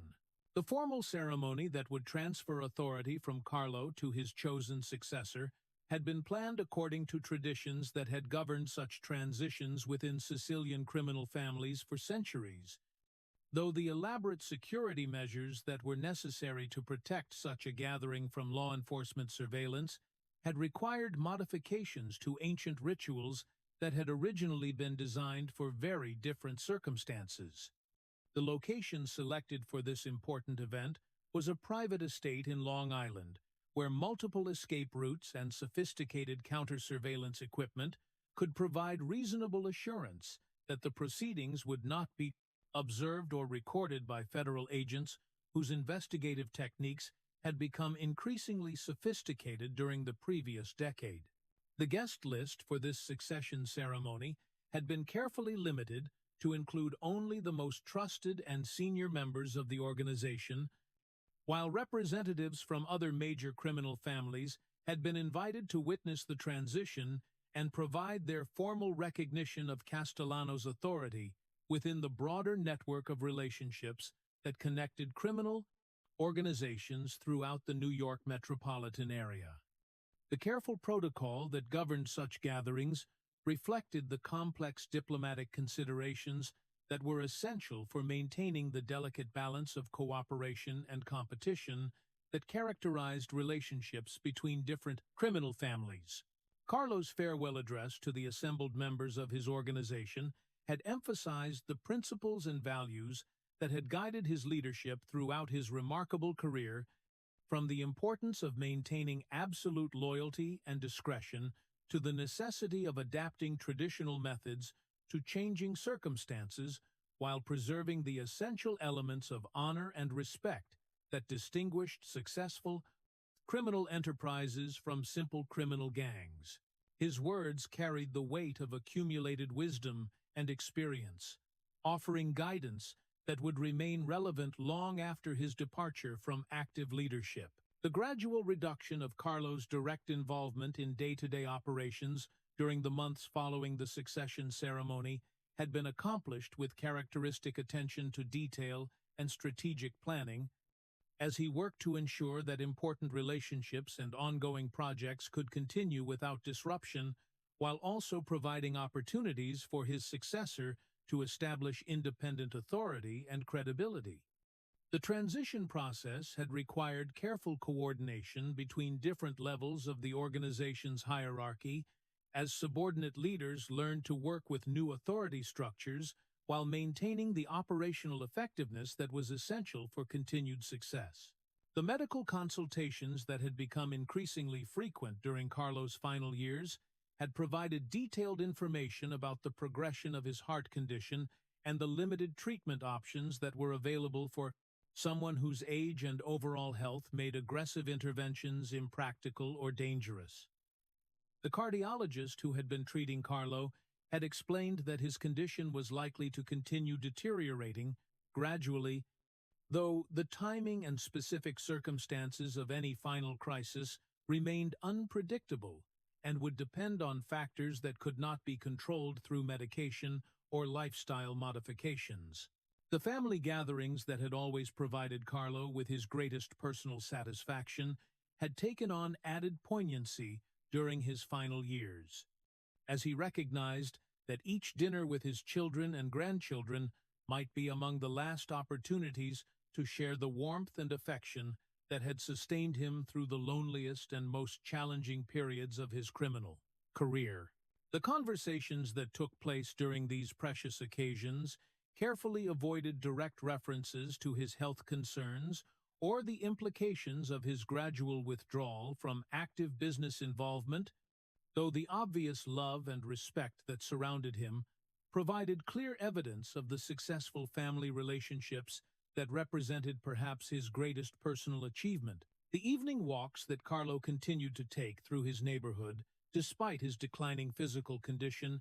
had become opportunities for solitary reflection on the extraordinary journey that had carried him from the narrow streets of Palermo to the comfortable suburbs of Long Island, where his apparent success as a legitimate businessman had provided cover for one of the most remarkable criminal careers in American history. The quiet residential streets, where families pursued ordinary dreams of prosperity and security, offered a peaceful contrast to the dangerous and complex world where Carlo had built his reputation and accumulated his wealth through methods that could never be openly acknowledged or celebrated. The final months of Carlo's life had been marked by a gradual acceptance of mortality that reflected both his Sicilian heritage and his Catholic faith. Though his approach to preparing for death had retained the same careful attention to detail and strategic thinking that had characterized his approach to all important decisions throughout his career. The arrangements that he had made for his funeral and burial had been designed to provide appropriate recognition of his standing within the Italian-American community, while avoiding the kind of spectacular displays that might attract unwanted attention from law enforcement agencies or news media organizations. The peaceful death that came to Carlo Gambino on the evening of October 15, 1976, occurred in the bedroom of his Massapequa home while he was surrounded by family members whose presence provided comfort and dignity during his final hours. The heart attack that ended his life had been preceded by only brief discomfort, allowing him to maintain consciousness long enough to offer final words of love and guidance to his wife and children before slipping quietly into the sleep from which he would not awaken. The news of Carlo's death had spread quickly through the networks of legitimate and illegitimate relationships that had connected him to thousands of people whose lives had been affected by his extraordinary career, generating responses that ranged from genuine grief among family members and close associates to careful calculations about the implications of his passing among law enforcement officials who had spent decades trying to understand and combat his influence. The obituaries that appeared in major newspapers had focused primarily on his apparent success as a businessman and community leader, though knowledgeable readers could detect subtle references to his true significance within the American criminal underworld. The funeral service that had been conducted according to traditional Catholic rituals had attracted hundreds of mourners, whose presence demonstrated the breadth of Carlo's influence within both legitimate and criminal communities. While the elaborate security measures that surrounded the proceedings had reflected the continued interest of federal agencies in monitoring the activities of criminal figures who might use such occasions for business meetings or strategic discussions. The dignity and respect that had characterized these final ceremonies had provided fitting recognition of a life that had been remarkable by any measure. Regardless of the moral and legal questions surrounding the methods that Carlo had employed to achieve his extraordinary success. The burial that had taken place in a modest section of St. John's Cemetery in Queens had been attended by immediate family members and a small group of the most trusted associates who had worked alongside Carlo throughout his remarkable career, their presence serving as final testimony to the personal loyalty and respect that had sustained his organization through decades of challenge and change. The simple granite headstone that marked his grave had borne only his name and the dates of his birth and death, providing no indication of the complex legacy that he had left for future generations to evaluate and understand. As the seasons turned and the immediate aftermath of Carlo's death gave way to longer-term adjustments within the criminal organization he had built and the broader community he had influenced for so many years, it became clear that his passing marked the end of an era in American organized crime when leaders of his sophistication and strategic vision had been able to build criminal empires that rivaled legitimate corporations in their complexity and influence, while maintaining the personal relationships and traditional values that had connected their enterprises to the ancient criminal traditions of their Sicilian heritage. The decades that followed Carlo Gambino's death in 1976 witnessed a gradual transformation of both American organized crime and the broader society's understanding of the complex forces that had shaped the immigrant experience in 20th century America. The criminal empire that Carlo had built through patient intelligence and strategic vision had represented something far more significant than simple illegal enterprise, embodying the contradictions and possibilities that defined the American dream for millions of people who had arrived on these shores, seeking opportunities that their homelands could not provide. His legacy extended far beyond the immediate impact of his criminal activities to encompass broader questions about assimilation, success, and the price that individuals and communities sometimes paid in their efforts to achieve prosperity and respect within American society. The organizational innovations that Carlo had pioneered during his remarkable career had influenced not only his own family, but also criminal enterprises throughout the United States, as his methods of combining legitimate business operations with illegal activities had provided a model for sustainable criminal success that could withstand the enhanced law enforcement pressures that characterized the post-war period. The sophisticated financial systems, diplomatic approaches to conflict resolution, and emphasis on maintaining low profiles while exercising substantial influence had become standard practices among criminal leaders who recognized that survival in the modern era required adaptation to changing social, political, and technological conditions. The Gambino family that continued to operate under his name had evolved in ways that reflected both his strategic vision and the changing realities of criminal enterprise in the late 20th century, as successive leaders had been forced to adapt his methods to address new challenges posed by federal racketeering statutes, advanced surveillance technologies, and the globalization of both legitimate and illegitimate commerce. The emphasis on legitimate business integration that Carlo had pioneered had proven particularly prescient, as criminal organizations that failed to develop such cover operations had found themselves increasingly vulnerable to prosecution and financial seizure by government agencies whose resources and authority had expanded dramatically since the 1970s. The influence of Carlo's leadership style had extended beyond criminal organizations to affect legitimate business practices and political relationships throughout the regions where his operations had been concentrated, as the methods he had developed for managing complex negotiations, building reliable partnerships, and maintaining long-term strategic relationships had proven applicable to many forms of human enterprise that required coordination between diverse and potentially competing interests. The patience, attention to detail, and emphasis on personal relationships that had characterized his approach to criminal leadership had reflected broader cultural values that continued to influence Italian-American communities long after his death. The law enforcement response to organized crime activities had been fundamentally shaped by the challenges that investigators had encountered in their efforts to penetrate and prosecute criminal organizations like the one Carlo had built, leading to the development of new investigative techniques, legal authorities, and institutional structures that represented permanent changes in the American criminal justice system. The Racketeer Influenced and Corrupt Organizations Act, which had been enacted in 1970 as federal authorities sought new tools for combating sophisticated criminal enterprises,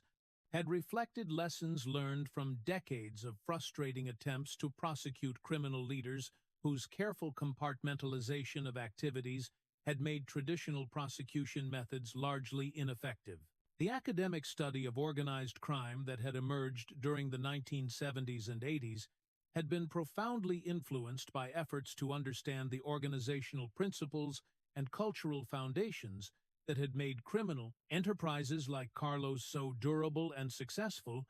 leading to scholarly research that examined not only the criminal aspects of these organizations, but also their role as alternative social institutions that had provided services and opportunities for immigrant communities that might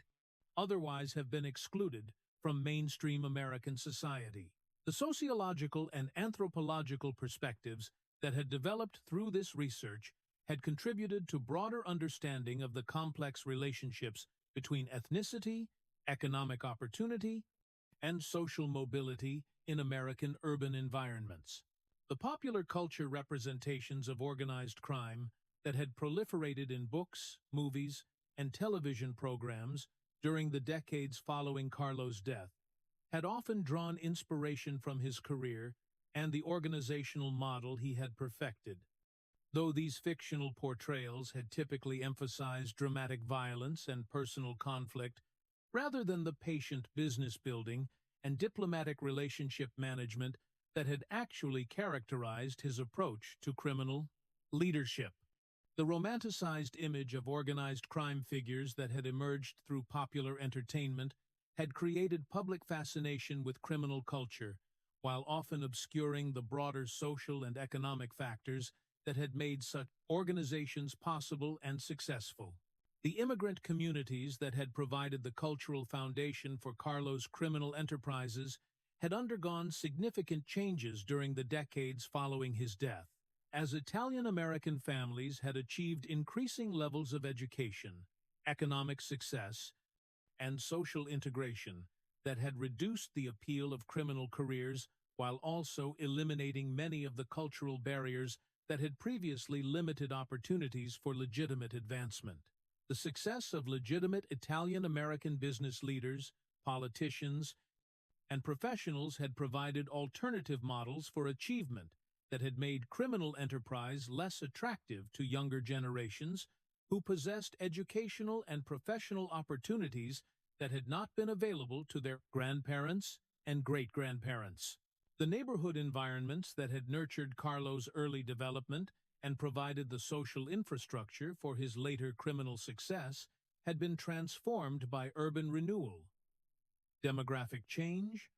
and economic development that had altered the ethnic composition and social dynamics of areas like Bensonhurst and Little Italy,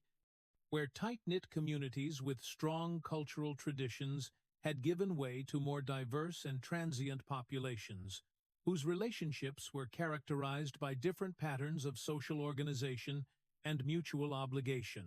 The legitimate businesses that Carlo had established or influenced during his career had continued to operate and evolve long after his death, contributing to the economic development of communities throughout the New York metropolitan area, while providing employment and services that had nothing to do with criminal activities, demonstrating that the organizational and management skills that had made him successful in illegal enterprise had been equally applicable to legitimate business development and community-building efforts. The political relationships that Carlo had cultivated during his lifetime had reflected broader patterns of immigrant political participation and influence that had continued to evolve throughout the late 20th century as Italian-American political leaders had achieved increasing prominence in local, state, and national government, while maintaining cultural connections to communities that had been shaped by the complex legacy of both legitimate achievement and criminal enterprise that characterized the immigrant experience in urban America. The international connections that Carlo had maintained with criminal organizations in Sicily and other parts of Europe had established precedents for the kind of transnational criminal cooperation that would become increasingly important. During the era of globalization, as improved transportation and communication technologies had made it possible for criminal enterprises to coordinate activities across national boundaries in ways that presented new challenges for law enforcement agencies whose authority and jurisdiction remained largely confined to specific geographic territories. The financial innovations that Carlo had pioneered in money laundering and legitimate business integration had influenced the development of increasingly sophisticated methods for moving and disguising criminal proceeds that had required corresponding advances in financial regulation and investigation techniques, leading to international cooperation agreements and enhanced reporting requirements that had transformed banking and financial services throughout the developed world. The family members who had survived Carlo and inherited both his legitimate wealth and his complex legacy had faced the ongoing challenge of living with a name that carried both respect and notoriety within their communities, requiring them to navigate relationships and opportunities that were inevitably influenced by public knowledge of their patriarch's true career, while also benefiting from the financial resources and business connections that his success had provided for their educational and professional development. The scholarly assessment of Carlo's historical significance had evolved over time, as researchers had gained access to government documents, court records,